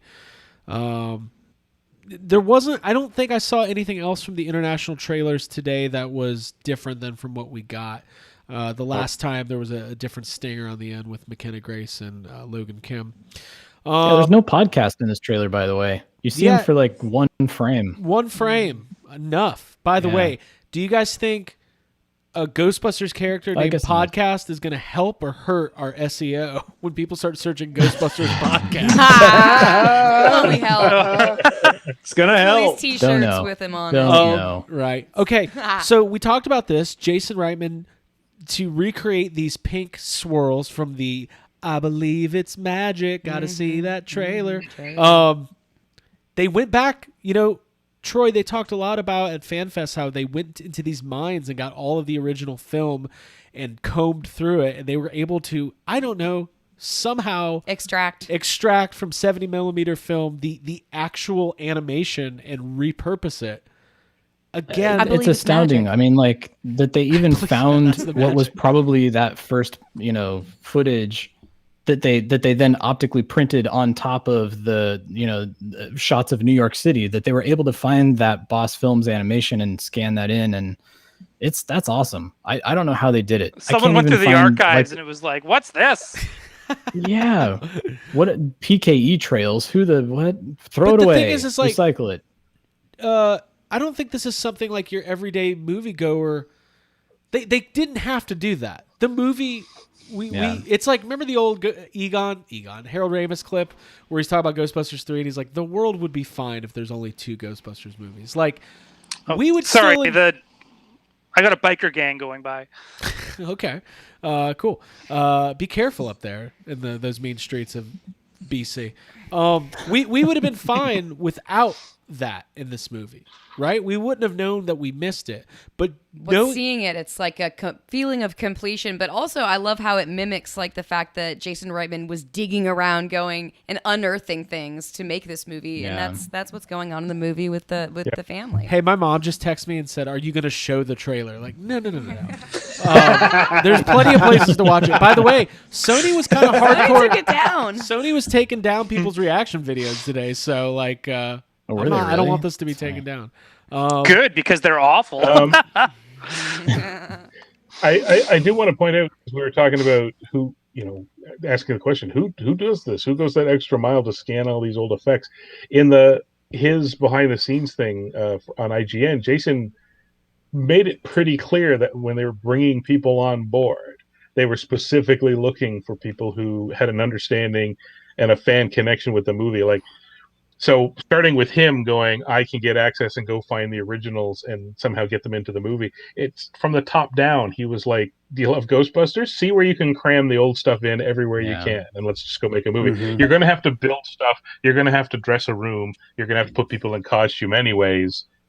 It's better if you have some knowledge of the original and love of the original. See if you can inform that stuff. So this movie, I think... There he is. My boy. Sorry, Chris. No, Chris, keep going. Like, no, it's just, this is a perfect example. They just went, we can't do the taxi driver ghost, but we love Bernie Wrightson's design. Let's go back and here's a minor. And that I mean, they're still serving him. 100%. It's a tough Yeah, economy. I love that she's not even paying attention. The side shot, she's just, here you go, whatever.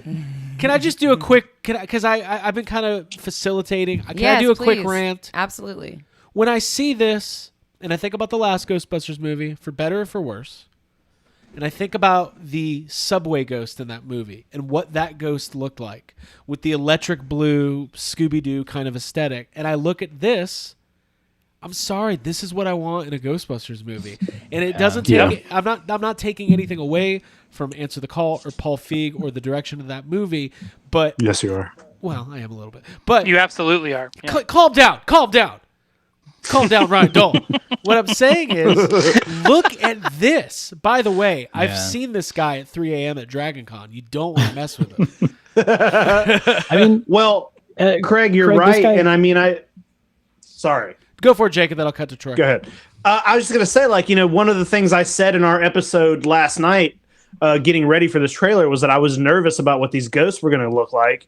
But this is exactly what I wanted them to look like. One of the things that, again, not to disparage Answer the Call in any kind of way, is that you do want the ghost to be scary. And this is a scary looking ghost. And then there's so much to unpack with just this image. Scary looking thing here. And then all these people who were like, why wasn't there anything funny in this trailer? If you don't think somebody serving a zombie coffee is funny, get the fuck out of my face. Is there a life before coffee? Right. After coffee? Yeah. Actually, this is just one of the PAs on the movie.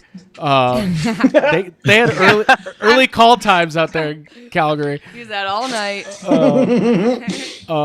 Anybody else want to speak on our minor? Troy ghost was here? one. Troy was going to say. Yes. If you Troy was ever next. work on a Yeah, Marvel go ahead, movie Troy. in post, that's how it ends. that's how you look. Yeah. That's it. No, I think like Chris really hit something on the head there, talking about in Jason's commentary where he said that they interviewed people before they were able to work on the movie, and they needed to have a love and a passion for the original film and the original techniques of filmmaking. And so you look at that miner and you see that is a creature designer who loved everything that Steve Johnson did, studied all of those creature designs, the articulated puppets, and right down to how they degraded the flesh and everything. That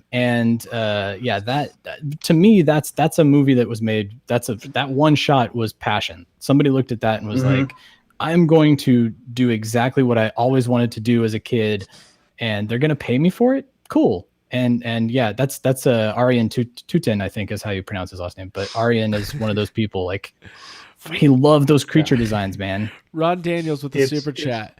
The miner is Jarris Whitley at Dragon Con. Yes. It is the last night of Dragon Con look. Oh my God. But yeah, it's so great. We're all responding to it so well, I think, because of what you're saying, Troy, which is like, yeah, someone lovingly put all that time into it. It's both scary, menacing, and funny at the same time. That shot is a nod back to the original Taxi Driver ghost, because that's also a scene of a human interacting with like the dead zombie creature, Right. And not Exactly. Yeah, not They're noticing. just lightly, just totally not noticing what they're getting involved with here. So I don't know. There's a lot of love. I mean, it's not like I'm not going to watch the hell out of this movie to begin with, but just how many times are we going to have to watch this to dig out every little nuance that they're putting into it? I've watched the trailer awesome, 45 frankly. times today, and I still feel like I haven't taken it all in. Like, because there was it was just a crazy day. There's messages and did you see it? Oh, let's save it for tonight, and it's just crazy. I feel like chaos. I feel like the Charlie Day meme with the wall trying to figure out what the ghost, or not the ghost, the orange cat at the Chinese restaurant is. Like, what is? Yeah, I was doing what's the orange same cat thing. cup about? By the way, I'm on Where record can I buy one? I'm on record as saying the second Force Awakens trailer is maybe my favorite trailer of all time, and to me, this is better. Like, it's just so good. Like, this is my favorite trailer of all time, and also Ghostbusters Afterlife is my favorite movie of all time. I already know it, so fuck it. So This is kind of the extended shot right here that we saw a little bit of this in the first trailer, but we didn't see the spectral terror dog rising above, Paul Rudd, and then this is clearly the entity that's going between the buses. When McKenna's on the bus and like covering her ears and everything, shattering the windows. Jake, this goes back into what you were just saying about ghost design. What does this? They're scary. Does this Look hit at the right mouth buttons? on that thing? Yeah, because it's like it is a terror dog, but there's something turned up about it, and just the mouth on this guy, and you can see his like glowing red eyes. It's just like, this is what you want. It's scary. It's not just a blue light, on a floating thing. This looks so good to me. It's daytime, and we're looking at some terrifying creature that literally looks like it's gonna bite his head off. Right. Look at it. Yeah. Ryan, what'd you think of this guy? Oh, he's awesome, and exactly for the same reasons Jake just expressed. I mean, it's just badass looking. He looks like a giant demonic bat. I hope we get a toy of this. Yeah. Hint, hint. That'd be nice. So moving on here, I'm back on track with my images. This is a little bit later. I love this. I can't wait to visit. Is this the Drumheller Walmart? Where's this Walmart? I want to go there. I want to recreate this. I want to run away from this Walmart. You want a Walmart playset? I don't know that it's the one in Drumheller. I don't recall seeing one in Drumheller. Okay. There might be. So we can safely assume that after interacting with the mini puffs, unless Paul Rudd goes to Walmart multiple times in this movie, that's like his thing. That would be like, at that point, Jason Reitman was listening to our podcast. But yeah, it's interesting. The consensus on the original movies, the Terror Dog's incredibly scary. The practical ones looked amazing. The claymation, stop motion stuff, it still looks great. It doesn't hold up as much over the years, but for the time was groundbreaking. But to see a Terror Dog moving in this manner and busting through the window and like my cat Gizmo, like getting ahead of himself, slipping a little bit. It's just so great. Well, what this image says to me is that with the amount of care that they're taking with all the effects in this movie, and you hear Jason over and over talk about how it was really important for them to do practical effects. This is a CGI terror dog, but see a practical terror dog in this movie, and like I'm just already picturing what a close up of a 2021 practical terror dog is going to look like, and I get it's so exciting to know that that's coming. Yeah. You know what, Jake? You're going to see it this time. Hey, I'm going to see it. We're in the end game, folks. I talked about it on our episode last night. Doctor Strange. There was 11 billion possible scenarios for this third Ghostbusters movie, and we're in the most unlikely one. Absolutely. Every decision we've made has led us up to this point. So, okay, if anybody has anything else to say. Oh, that's what was happening. I had the Janine picture twice. Troy, go for it. So the CG Terror Dog, I saw somebody in the chat talk about it, that they kind of bumped on it because it was CG, but it's CG meant to mimic the Phil Tippett stop motion photography. So it's kind of cool in the sense that it's something that is new and modern, trying to be something that was a groundbreaking in the 1980s. And I think that's probably why you're bumping on it. Now, though. Oh, sorry. Go ahead, Ryan. I want to hear your opinion on this. Please. Yeah, we're starting to do that more and more. We're getting a lot. Like I've seen that in a lot of like even notes that we just get at work altogether. For those who don't know, I do work in VFX and animation. Like even Rogue One, I remember working at ILM at the time, and they were like making sure that those ships at the end battle moved and were shot and even had like the textures like the old models. So they didn't. Yeah. So they wanted that same timing, that same spacing, that same kind of weathering, that same kind of almost plastic look to it.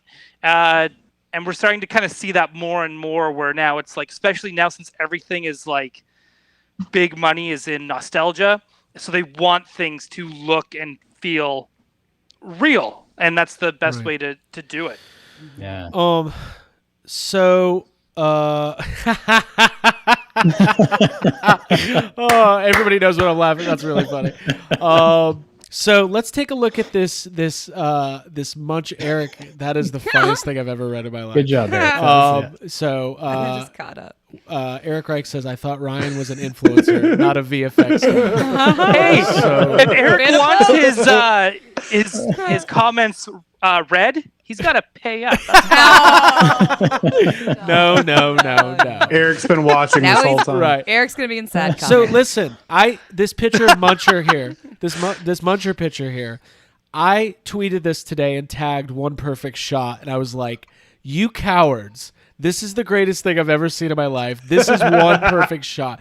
Look at him. Just look at him." By the way, that Muncher meme that went viral a couple months ago with like that weird statue of Muncher. Yes. Yeah. This looks way better than that. Like, this is awesome. Like, I love It this still so much. embodies the same like goofiness and like the almost like aged, like the wrinkles and like the missing teeth. It's adorable. Like I'm obsessed with this shot. So Jason talked about it in the vignette that this is kind of the same class of ghost as Slimer, and he kind of talked. Jason Reitman did not dog real Ghostbusters, but I loved what he said. He said over time Slimer kind of became the Firehouse Dalmatian, which is really funny. Yeah. And he was kind of like, hey, Not the original intention here. Slimer, Green Ghost, Onion Head is scary and menacing. He's a mean man. And he's cranky. It's Jim Belushi. Who is this the ghost of? That's what I want to figure out. If the first one's Jim Belushi. I love the design on Muncher. I think he's a worthy update on the Slimer type ghost. And by all accounts, this scene, we see it in the first trailer, we saw it in the second trailer. This looks like it's going to be the most fun a human being can have at a movie theater. And I just can't wait. I really can't wait. Yeah. I think I that love it. means I'm we're excited. not even. I was going to say, I think that's probably going to be one of the first. It's going to be the Slimer scene, right? You think it's going to be the first time they take the car out and use the equipment? And I wonder. This is just like Did I say speculation. Jim but like, Belushi? Yeah, you said Jim Belushi. you did. so We're tired. just No, gonna. I we're meant just it. gonna let it go. I meant it. This is Jim Belushi. This is a Jim Belushi. Okay. He partnered up Jim with Belushi. Dan Aykroyd on the marijuana farm, and this is the payment. Jim to Belushi heal. is Trying to listening heal right now, people. getting so annoyed. He's like, is it me? I was just gonna say, this kind of makes me hope that Slimer is just not even in this movie. Yeah. This is Yeah. funny. Jessica Parker says $4.99 super chat. I'll pay the tab for Eric's comment. I love that. Oh my god. Sweet. Picking up the bill. Hey, can we just real quick?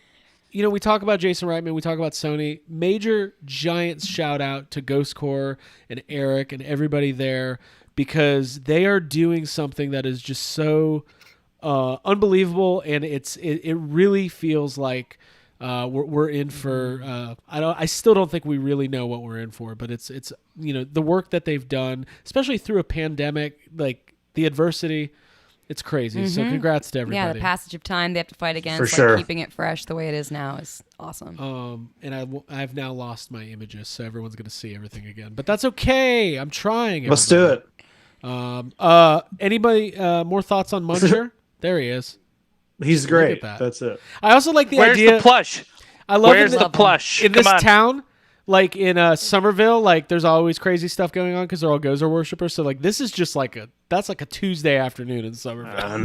Another one of those class fives got out. Again. Son of a bitch. Okay, so we Still talked. serving zombies in the morning.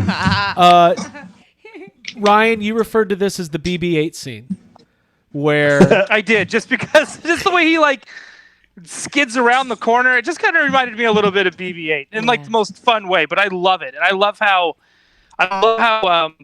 Jason was talking about how how it's still like a team. You got the one kid driving, you got the other one shooting, and you got the other one controlling the RC trap. That to me is just like so awesome because it's still everyone working together. When he was explaining this, I was just, oh man, it was like John doing a drug. Yerkaba's dream. It's how kids play, and he Yeah. played Yes. Ghostbusters undoubtedly, like 100%. growing up a lot. 100%. Totally. Yep. So and then here's the kind of wide shot of this, right? So Which is great. this is such. By the way, I don't have the clip obviously, but where they're like gearing up and she presses the lever that releases it. Like, how did they learn how to do this? They must have found like Egon's training manual. Like they had. Dude, this- it's like kids when they pick up an iPhone. They just know what they're doing. They just know. Yeah. it's so. The Intuitive, lamp told intuitive. them. Oh my god. Jake. Listen to lamp. I love it's Lamb. the Oh, the Pixar lever. lamp. It's the Pixar lamp. So by the way, everybody, there's so many people watching. We really appreciate you tuning in. Like, we love this Ghostbusters community. We love our YHS fans. We know there's all the Crossrip people are here. This is just so cool. So we really Yeah. appreciate it. Anything more on this before we move on here? I don't know if we're gonna So get to the the one thing toys I- tonight, guys. There's a chance I toys know, are gonna it's- have to wait. But the one thing, Craig, that I like, I love the music and I love the pacing and I love how they structured this trailer. The one thing is, I just really wanted to hear the Ray Parker Jr. theme song for this. Like, I wanted that to kick in for some reason. Like, it felt like it was that moment. And as soon as you saw her like throw that lever down, I thought, here it comes, and it didn't. And I think, like, everybody that keeps talking about how this is predictable, the kids are going to become Ghostbusters Junior, blah blah blah blah. Like, they're purposely doing the stuff that we expect. They're not doing that. They're doing the unexpected, and they're steering away from, like, this is where you would hear the theme song. So I thought it was a pretty cool move, actually. Right. There was the part of me, the fan, that wanted me to have that moment, but at the same time, they decided to throw me curveball. And I Yeah, didn't mind like it. instead of seeing Peter, you see Janine. It's kind of cool. Jason Yeah. Grosky Yeah. says Refreshing. the lamp lights the way, and I love that. Yeah. I can't wait to do my lamp costume at DragonCon this year. I love lamp. That's Tiki the last lamp? line of the movie. Callie, I love lamp.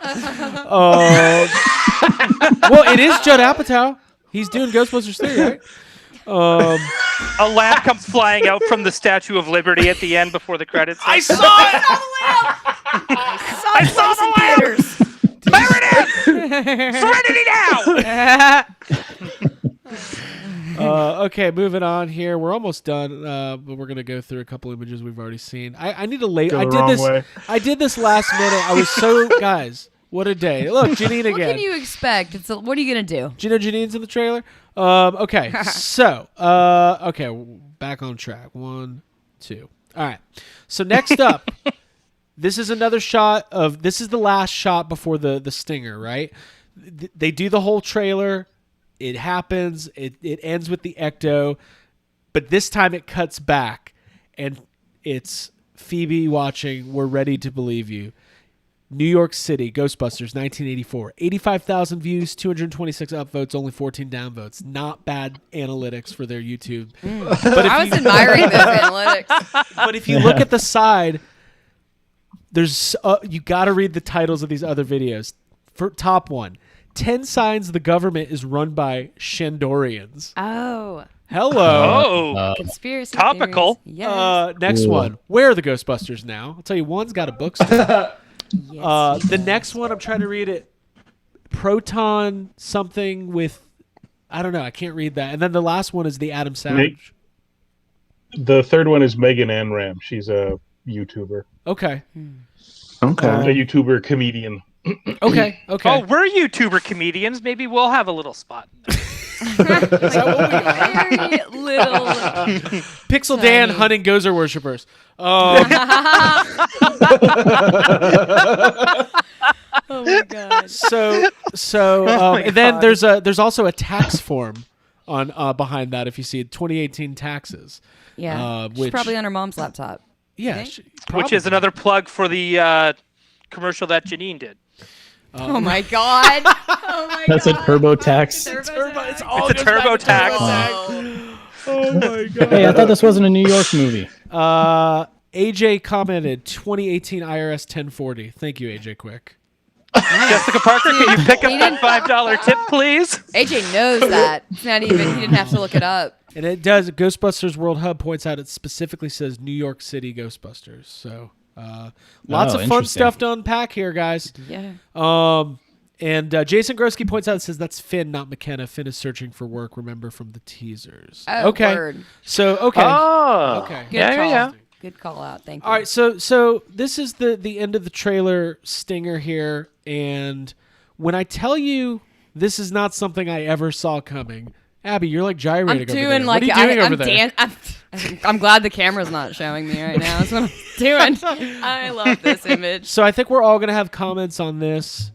There was talk in the fandom on whether or not Ghostbusters 2 would remain canon, but Raise a Cult Would they Books- respect it? Raise a Cult Books is right here, and then we got another super chat. Oh my God, Blue Chainsaw Man. This episode of YHS Podcast was brought to you by Raise a Cult Books and Himalayan Salt Lamps because there's a lot of them in there. Yeah, dude. Chris, I'll go to you. Were you expecting? Also, you work for us, Blue Chainsaw Man. Yeah, so. you're our admin. Quit giving us the thing. Chris, what was your walk me through your reaction to this? I love that Ghostbusters 2 is contiguous with the whole run. I didn't really have any doubts. I don't know why people were worried that they were gonna Because people are cancel out insane. People are Ghostbusters crazy. 2. Because the I guess Ghostbusters so. 2 I can- symbol or whatever it was wasn't on the I can exit. tell you And why, they didn't Chris. Ha! Because people are dumb. Yeah, like a company has never changed this logo and then changed back again. So I loved it. I loved immediately the red phone jumped out at me. Yeah, that and the neon sign in the window. Within a fraction of a second, knew where this was going. I didn't notice his arm until it was pointed out later. And then what I love is, his arm is actually like a weird retcon correction of Dan Aykroyd's script writing, factoid filled brain from the first movie. Yep. Correcting the whatever you The call Revelations. it there. Revelations. the quote or Revelations. whatever. 6 or 7. Yeah. 316. Yeah, 360. No, it's not the wrestling podcast. Ray Stance 316 says, "I just busted your ghost." Tattooed Ghostbusters yeah. are canon. Yes. Yeah, They Revelation used 7:12. Janine was a stalking horse in this trailer. They put her in there so we had a face from the original movies. But then there's a no face little hint of the original Ghostbusters with this one last shot, which is Right. great because again we're now only a handful of months away from this movie and still just dying for more. Like there's stuff that they didn't show us that we want to see, and Yeah. this is one of them, right? And like I said, just that Ray-esque outfit there that we just briefly see. And that he's keeping the light on for you, like he's got the shop running Yeah. still. He's answering the phone So- even if they're closed. The AJ light's on for you, but he's closed. AJ, Yeah. hold on. I want to talk to that. AJ Quick says, "Why did he say sorry we're closed? Why didn't he say hello? Raise a cult, huh? What Ray say?" AJ So I have a theory about this. I I do too. I Yeah, have a go ahead. feeling, and Troy, maybe we're going to say the same thing, but I have a feeling the line "we're closed" is not about Raise a Cult Books. I have a feeling Phoebe is calling the Hello, number she saw, Ghostbusters? and she's looking for the Ghostbusters, and he's like, "We're closed." Long time ago. Oh, that's funny. Was that what you were That's thinking, funny. Troy? No, I thought that the sorry we're closed is not answering the phone. It's to somebody who's walking through the door because he's answering the phone and somebody maybe walked through the door and he's Right. trying to say sorry we're closed to a potential customer, but it may not be a customer. That was my. It's actually theory, that Venkman with he's his not pal answering the Zone. phone. Yeah, it's Venkman looking for his magic love potion. He's been looking for it for 30 years. There's a penthouse pet he's trying to seduce. Magical Paths to Fortune and Power, Part 2. I think it's possible that line could even just be a trailer thing. Like Out of Right. context. he Right. might answer the phone, raise a Yeah. cult, and they're just so who knows? the thing that struck me, more than anything is we've been watching Dan Aykroyd do interviews. We've all met Dan Aykroyd. He's been fairly accessible in the community. He's been carrying the banner and the torch for the continuation of the franchise for so long. I watch a Dan Aykroyd video. I watch him every day in some form. But hearing his voice as Ray stands in this trailer just completely got me. Like, Yeah. and it's still, Chris, you talked about this earlier. We just don't know the circumstances. When in the movie did these guys pop up? What are they? Did the Ghostbusters have a falling out? Like, is he going to hear about it and be like, well, sorry, but not Yeah. sorry, kind of like who? It doesn't even have to be a falling out. Remember, they split ways in the second movie too, for just because there was no work to do. Which goes back to nope, there it goes. The thought went. That's fine. Ask the lamp. And it's gone. Lamp will lean in. It would not surprise me if when you see that scene with Ray, like you were just saying, they went their own ways. Doesn't mean that there's a falling out. Egon moved, whatever. They probably got sued again after part 2. Who knows? But like, I think it would be funny, and it wouldn't surprise me if you get that whole phone conversation with Dan Aykroyd, Ray, and whoever's calling, and then the camera just pans over and Peter's just hanging out. Like he's there. Eating a sandwich. That's Yeah. totally plausible. I love the tattoo thing also. I gave myself a Dan Aykroyd tattoo, which is faded since, which says remove the chair. Oh, from FanFest. Famous This is FanFest. his revelation. Yeah, I had to say that. It's faded, so I can't show it. Yes. It's my little contribution. And that, and that kind of ended out the trailer. I think that was all my screenshots. Was there anything else we wanted to highlight or talk about? Did we miss anything super important? I think we covered most of the stuff. I mean, I just know my overall feeling is just I'm worn out. I'm exhausted. I've been looking forward to this for so long. And most of the stuff, I mean, what is that? Sorry. That's my voice. Whoa. Total Whoa. accident. I was trying to make a comment. I was gonna make a comment. Not worth it. Not worth it. Not worth it. I don't know. Let's roundtable it. Ryan, what final thoughts on the trailer or any additional thoughts? Nothing really too additional. I'm excited about toys that are coming out of this. I'm stoked about. I don't know. I'm just excited. This trailer really did it for me. I'm stoked. Awesome, Jake. I think it feels like we've said this before, that sometimes it kind of feels like the Ghostbusters franchise is a little bit of an like underdog franchise, and that's not being said in a a disparaging way or anything, but like we're not as big as Star Wars or Marvel or anything like that, and to get something like this that feels like, I don't know, the best case scenario, what I would have wanted out of a trailer, this was somehow better than that. That's a good thing. So I'm excited to see more of this immediately. Right. Troy? Yeah, I think, Craig, you compared it to The Force Awakens, that second trailer, and this really felt like that to me too, where it was like, you watch this and you go, that's Ghostbusters. Like, it feels like Ghostbusters. The tone is Ghostbusters. Everything just reads correctly. And for all of the things that were not in the trailer, whoa, Craig just disappeared and came back. That was so cool. I'm having major. Craig's a ghost. Sorry, my quality Lamp. just dropped, but look, I'm not. Oh, Now there's maybe the lamp. that's- The lamp is talking to us. The lamp is talking to us. My computer's been lagging, so I just moved to my. Anyway, Nice. I like it over here. It's good.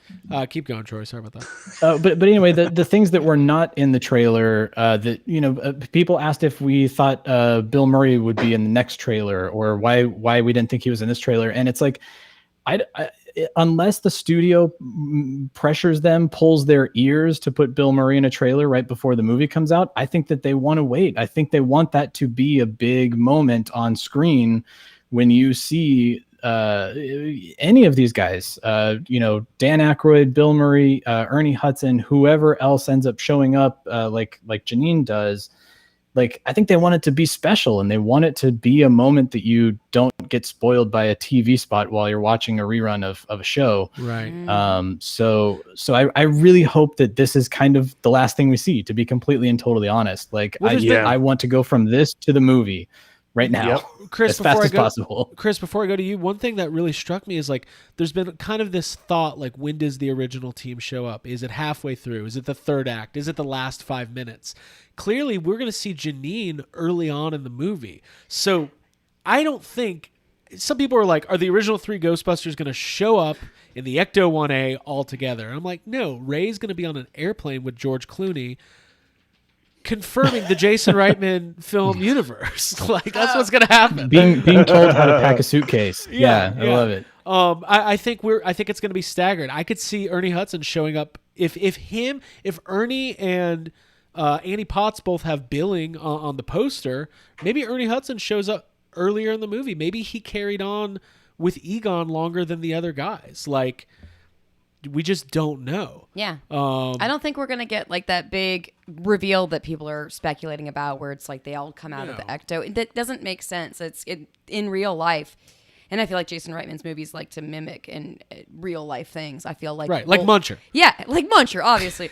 No, but we'll see them sprinkled in as like organically and naturally. Well, now I want to see the Disney Plus series of Egon and Winston after Ghostbusters 2 looking for Shandor artifacts.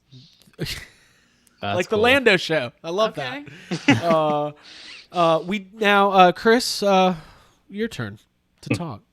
I don't know how to talk. I feel like we've all gone out for dinner. You got up to go to the washroom. I slid over, and now Abby and I are debating collecting VHS in the video store plastic cases or the cardboard sleeves. That's a big. I'm not letting you back in now. That's a big decision. That's right? a big old decision. Yeah, I get both. But for the trailer, I think what I liked most was, and it kind of reinforced when we were talking about it here, is the idea that Egon's genius has anticipated the happenings of the movie to some degree and set it all up.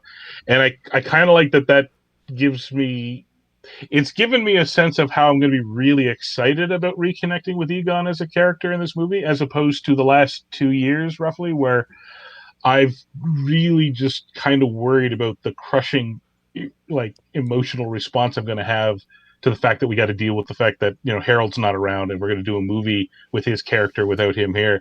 So I kind of like the idea that, yes, the sad's coming, but there's a real sense that after watching this trailer that Egon, even though he's not around, has come out swinging, right? So that's my takeaway from the trailer. I'm legit getting like choked up and emotional thinking about that, and that is like, right? Yeah. Using comedy, like having a talking or moving lamp, is the best way to diffuse that sadness. I don't think the lamp's gonna be. I don't think it's gonna talk, but it's not gonna be talking.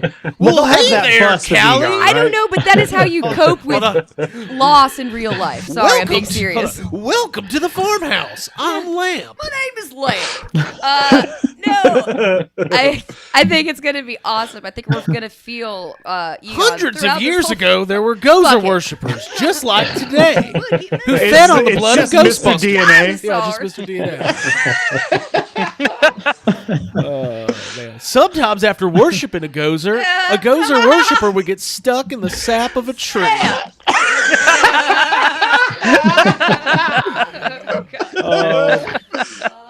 So listen, we're coming up on 2 hours. You guys got 10 more minutes to talk about some of these toys?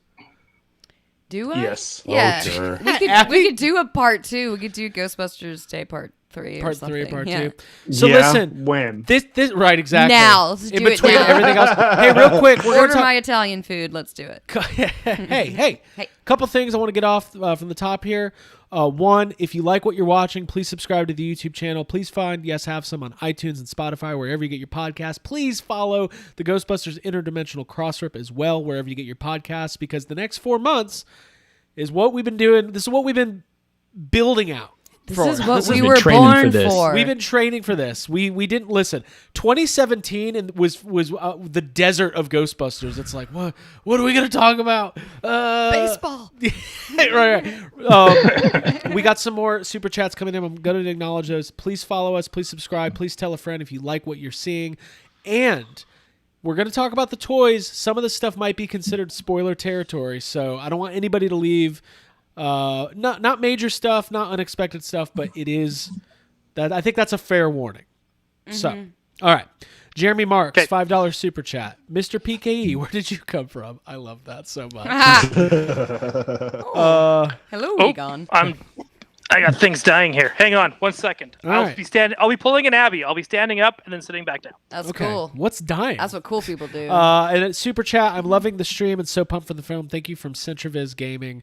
You guys have been incredibly generous tonight. It's not expected. We do this because we love to do it.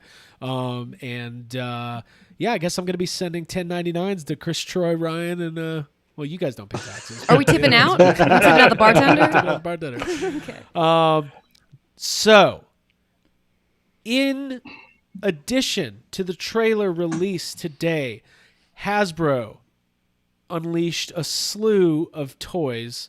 This stuff has been in the works for a long time, and we've survived a pandemic, and new toys are coming. So let's start off with Ghostbusters Plasma Series. First of all, here they are. Lucky, Trevor, Phoebe, podcast, Shield. Just sorry. It just sounds like the Shield. Sounds like the Shield. Does it not? So these are our Ghostbusters Plasma Series figures. This is the first. Right, now we're moving into the toy anxiety portion of the show. Should we play the theme song? Yeah. This is where the fun begins. We've got our first look at the team in flight suits. We know it's coming. I would point out the first things I noticed here are that Phoebe has a Spangler name tag. Podcast has a homemade-looking Ghostbusters name tag, and he's not wearing a pack. Pam is now canon. That was her Pam patch. Pam from Her Ghostbusters. patch is now Hasbro screen Pulse accurate. Card. So good on her. Congratulations, Pam. And then we've got Trevor, and then we've got Celeste. Trevor and Lucky. Celeste O'Connor is playing Lucky. And Lucky is the only one with pants tucked into the boots, a la Bill Murray, which I love. I think Jake pointed that out. Loving it. And then we've got our remote control trap there as well. Now, I get the vibe here that podcast is going to be mowing people's lawns, and Rick Moranis is going to show up. Oh my God! Because that's the vibe I got from the Honey I Shrunk the Kids vibe. And then people are we're going to get to that capital P. I'm going to acknowledge that. So that's the first image. What do you guys think? I mean, these look great. I think we kind of anticipated that this was going to be coming as far as Plasma Series, but just to see it, to finally see this, and it is a little strange that we're seeing all this in toy form before we're seeing it in a trailer or the film, but it's just like, it's kind of mind-bending to just be like, here, we got new Ghostbusters. Here they are. These all look great. Surreal, yeah. Great captures of the likenesses, too. Do you have the other shots of the turnarounds where they got like the mini puffs on the packs? I and all do. That stuff Let's go to that stuff. So he does. He does, but he's going to show us 15 other pictures first. Cool. Okay. So it looks like the Lucky figure comes with the trap, and man, just a cool shot. They all come with different accessories, which is cool. I'll go to the next one. Well, here's our first look at. Oh, so you were right, Jake. Good call. Let's just talk about it. It is Winston Zeddemore from Ghostbusters Afterlife with a beautiful silverish black hair. Looking at the original classified ads from Ghostbusters 1 makes no sense. If you close up on the classified ad, it says Ghostbuster for hire. Do you believe in astral projections? And so on and so on. It's a cute accessory. You can put it with your other figures. It's great. It's awesome. Dude, that's the best Winston we've ever got. I love it. I'm just going to keep scrolling through these, and anybody who wants to comment as we go for it. Here we got. I love this so much. I love the idea. Bill Murray's going to show up in this movie and be like, you guys want to do some telepathic card playing? Thank you, aren't we? You can keep the $5, podcast. I still think, I predicted this last night. I think there's going to be a post-credit scene in this movie of podcast interviewing Peter Venkman on his podcast. That's going to be the post-credit scene. Yeah. That's pretty good. Anybody wants to chime in here, or should I keep going? Yeah, keep rolling. Well, let's keep going. I want to chime in when we see them all. So we've got our podcast here. There's another shot of him that I wanted to talk about that we got a super chat from Philip Clark, and he brought it up, but I don't want to spoil it. But none of them have boots on, or at least podcast doesn't. It looks like he's rocking some Adidas tennis shoes.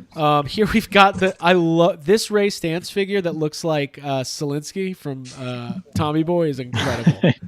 I love it. Hey, Mr. Selinsky. And the Tobin Spirit Guide's cool. I'm Tommy Callahan, Big Tom's son. Sorry to hear about your dad. He was a good man.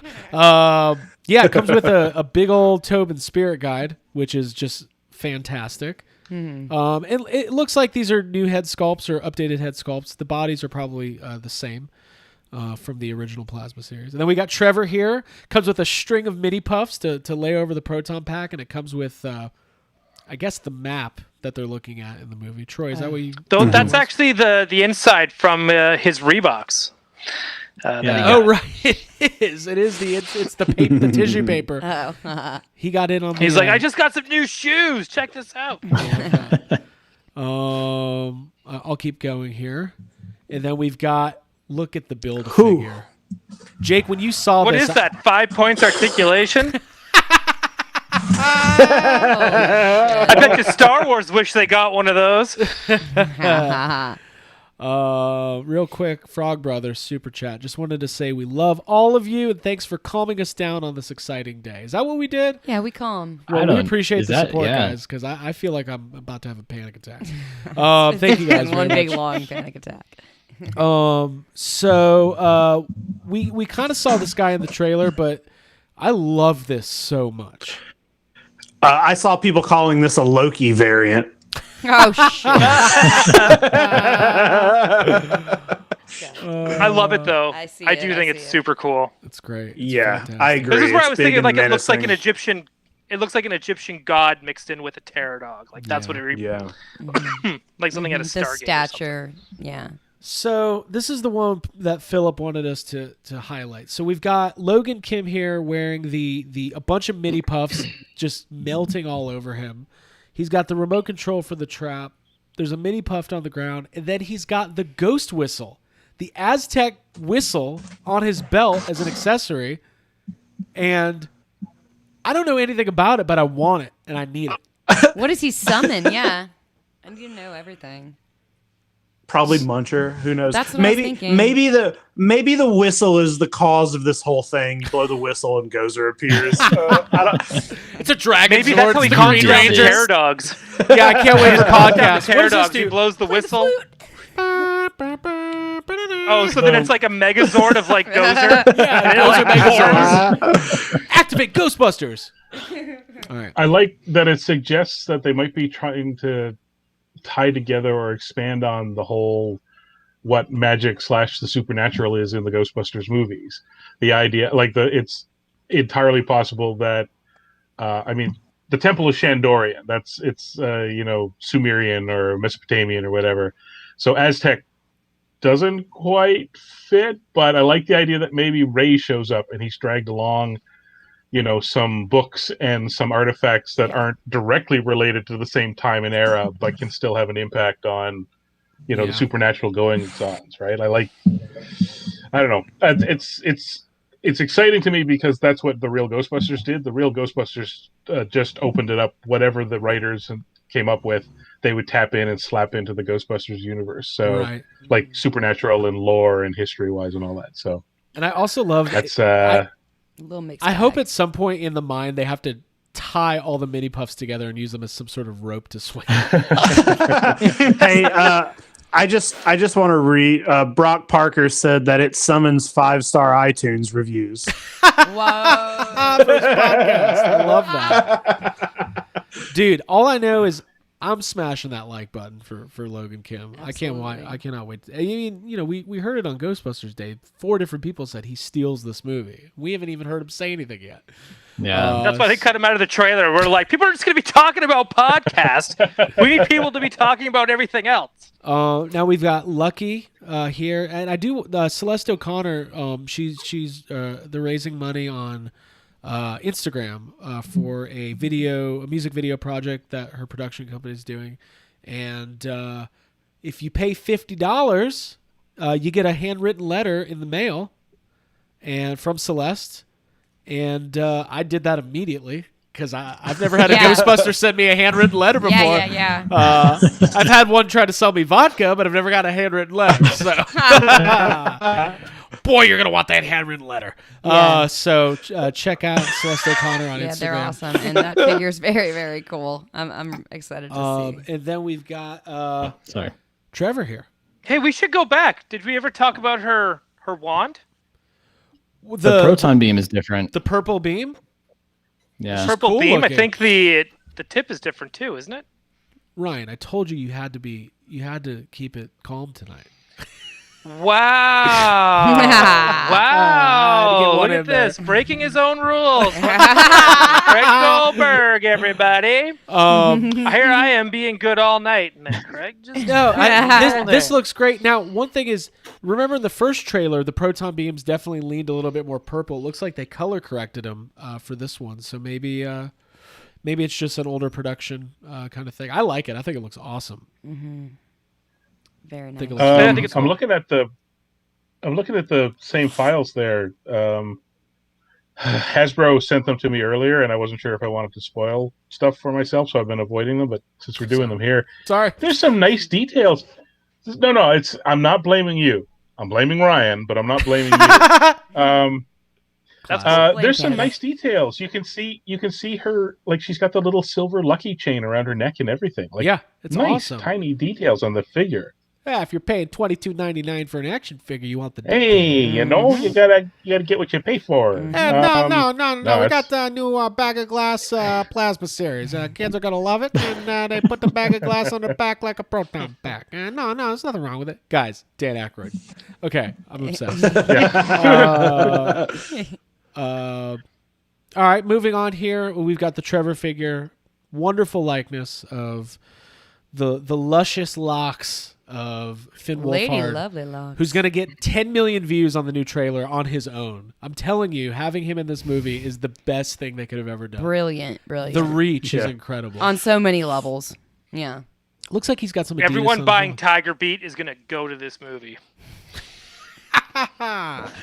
Do they still do those magazines? I feel like they're not good. Yeah. We do TikTok. That's so Maybe they do Thanks. TigerBeat.com. I'm not sure. We got Winston here. We kind of saw this earlier, but this is the front Proton shot. Stream. They all come with streams. Streaming. And then we've got again, I keep going through this diatribe today about how this doesn't feel real, but this doesn't feel real. No. Yeah.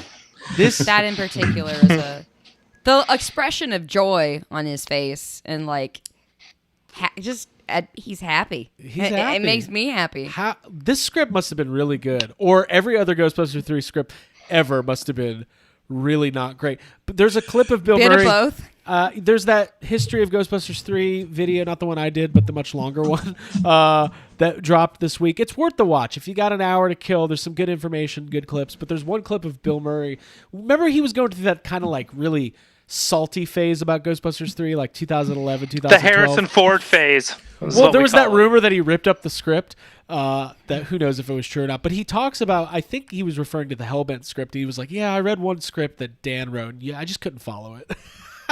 Yeah. Curmudgeon. So, and then we've got... He literally called it a nightmare at some point. yes, he referred to Ghostbusters 3 as a nightmare. Well, it's hell on Earth in real time. Yes. Donald Trump is the villain in the Hellbent script. So, anyways. Dan Aykroyd. Here we are. Ray Stantz. Yeah. Look at that. Now, I've been saying this since the moment we knew that there was a Ghostbusters 3 coming. I have been saying that I just cannot wait for older versions of these guys in toy form. And the fact that they just popped up today, it's such a weird feeling to be like, oh, here's this thing. Here's this thing that I've said I've been wanting forever. And we got it now. They all look great. Yeah. Yeah. And then my last image is again the our four new Ghostbusters who, listen, we're all excited about the old team coming back, but you know, it's exciting that there's new Ghostbusters, and they're you know, most of the response I saw today was very positive. I still see some people saying they're not happy. I saw one comment today that said, "Oh, right, like these kids are going to start a business," and I was like, "I don't think that's Not. I don't think that's what this movie's about." You're right. Although you know They're there is not- a tax form in this movie, so I don't. I'm excited. I'm excited. Somebody was like, I don't want to see 8-year-olds wearing proton packs. And they were like, well, Finn Wolfhard's 18, so Leslie Cotter's 21. So. Exactly. And then there's my prediction of the sequel, which sees Phoebe starting as a freshman at Columbia University, where her brother is already a senior. Going. We call it Extreme Afterlife.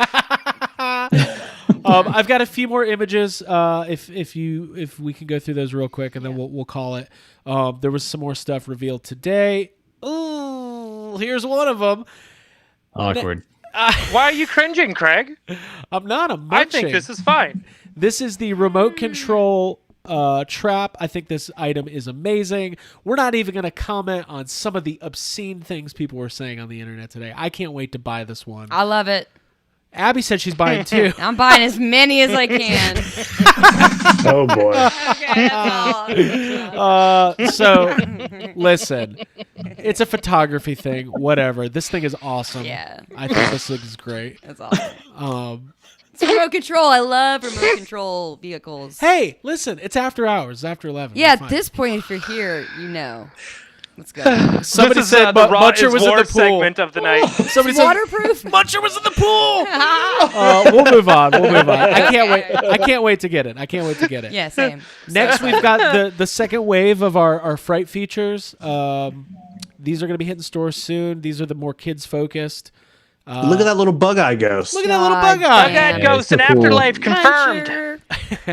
Muncher. The other ghosts are amazing and creative, and I love them. By the way, the chat has turned insane. We're not even going to go there. I love this. Yeah, I knew it was. These, you know, the first wave of those fright features figures are starting to hit. I haven't found anything yet. People have been finding stuff all week. I've been very jealous. But these look amazing. Anybody have any commentary? Love the ghost companions. Love these. Yep. Yeah, just Super cute. absolutely. These are mine. The little juniors, I love them. Troy, Chris, you both have younglings in your life. Are these something you would purchase for them? 100%. I think these will go pretty well with that Kenner Ecto 1 that just came out. Even though there is the other Ecto with the gunner seat too. Right. You need to. You Gotta know, have she's those. gonna want those. Yeah. Chris, how old is your son these days? 12, 9, 4? Yeah. And actually, frankly, as cool as the figures are, if I got them, he'd be kind of thrilled about them.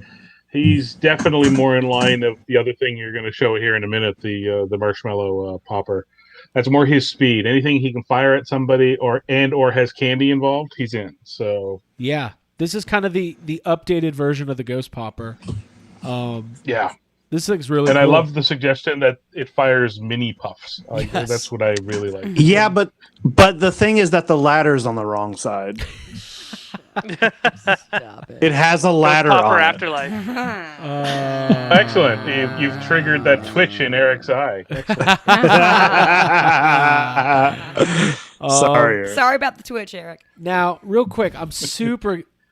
Listen, I don't care. Well, I kind of like the board game Clue, but I don't really like board games that much. But we're getting Ghostbusters But that box Clue. art.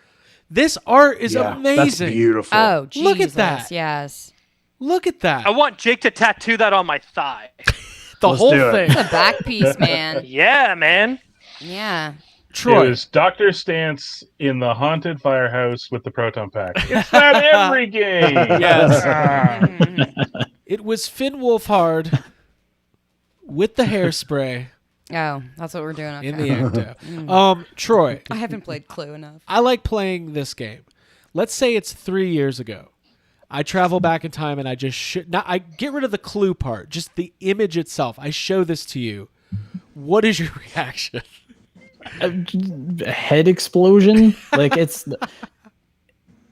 I mean, it was so cool that we got the trailer. It was so cool that we got the toys. And then, the Clue board game. Yes, very cool. I mean, I love all of the Monopolies and Clues and all the stuff that they usually do. But just seeing this art, that kind of like Drew Struzan poster looking art of all of these characters with the Ecto in the background and everybody holding the gear. And I think I like the box art the most. I think you're exactly right. Like, it's so good. You got The various poster expressions. better. Continue, sorry. Did we lose Ryan? I think we lost Ryan. That's okay. We're almost I was done. saying the expressions are all varying and reveal characters. And Jake, I think you said this looks like the back of like a pinball game. Yeah, that's what I was gonna say. It looked like this kind of artwork, this kind of painting. It looks like pinball art, which I love. And then we got the back of the box here. Whether or not this is considered spoiler, who knows? Will Slimer be in this movie? Would anybody be surprised if he would? No. If he's not, it's fine. So, but he's in the game. Slimer's in the game. He's in the game. Miner Ghost, Gatekeeper, Keymaster, Gozer, and Muncher. yeah, it could be whatever you want it to be. We By don't the know. way, I wish these 6, I wish this was like a boy band. I would go see them. I would go see That's your this. tiger beat right there. Miner Ghost is the bad boy.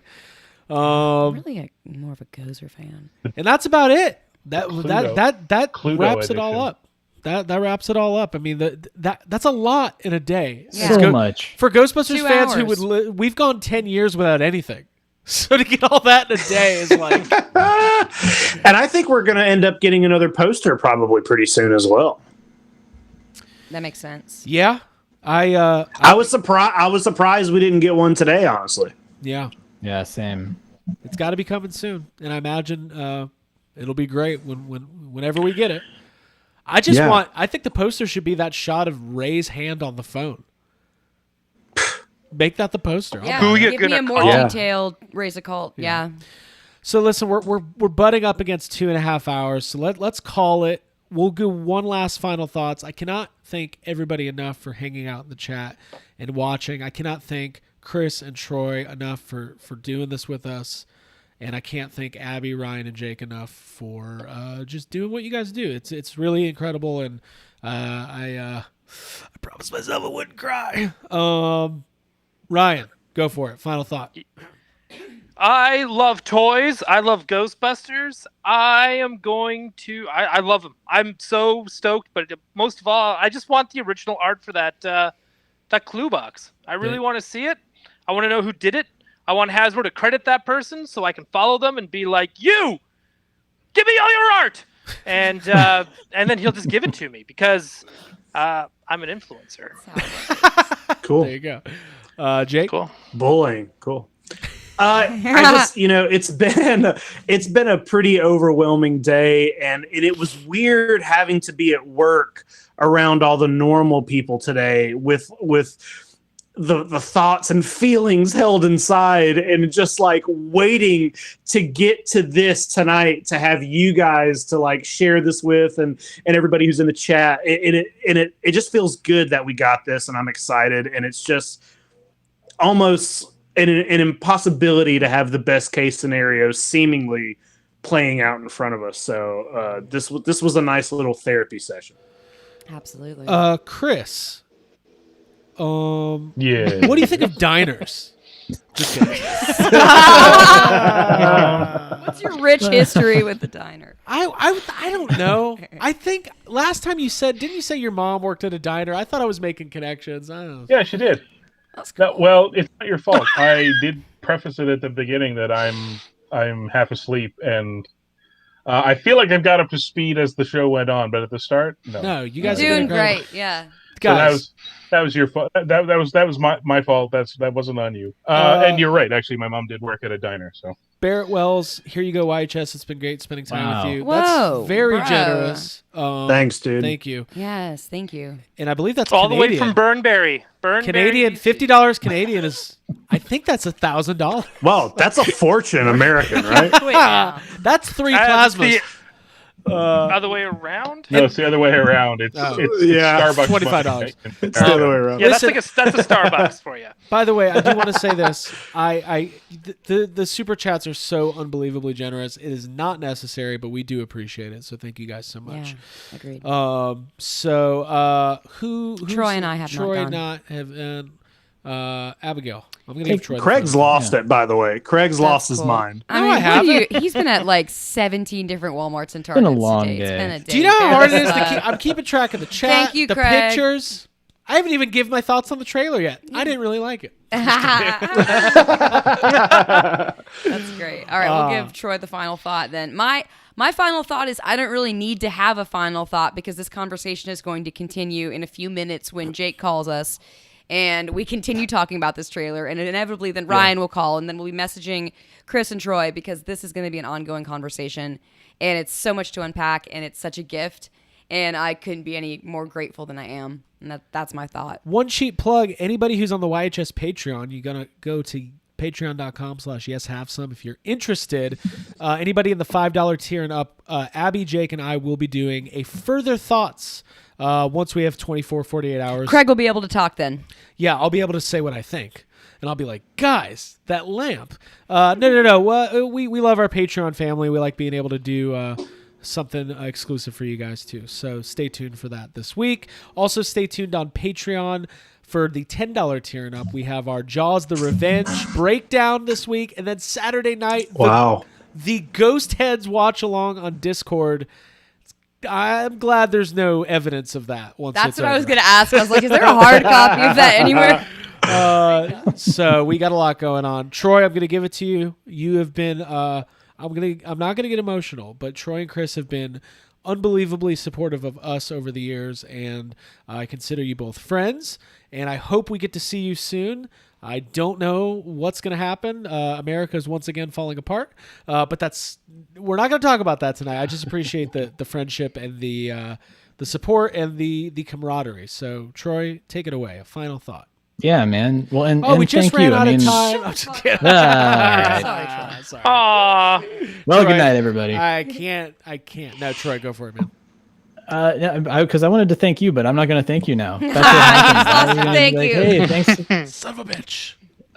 No, I mean, yeah, it's been great. I mean, all of these, like Abby was saying, like being able to today was like being at the all you can eat buffet all day. Like I am tired and I just want to lay down, but at the same time, like it's been delicious food and I want the waffles and I want the fried chicken and I want everything. And so like being able to watch the trailer and go through the toys, and there's an app that we didn't even talk about, and there's like all of this stuff happened within 24 hours. It's both too much and not enough at the same time. Right. And God, I'm tickled. I love it so much. So trailer was awesome. Toys are awesome. I want them all. Yes, Have Some is awesome. Ghostbusters is life. Danny Rojas. There you go. The end. Couple little special shout outs. My buddy AJ Murray, he's local in Atlanta. He's an amazing dude. Talked to him today. He's super excited about Ghostbusters.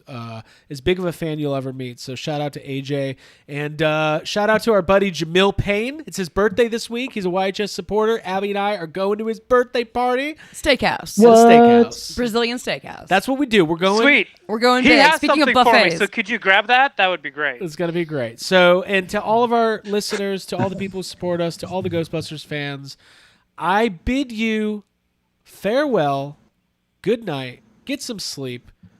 I'm looking for my exit music. I can't even find it. I'm just ending the show. Bye, everybody. Sorry, we're closed.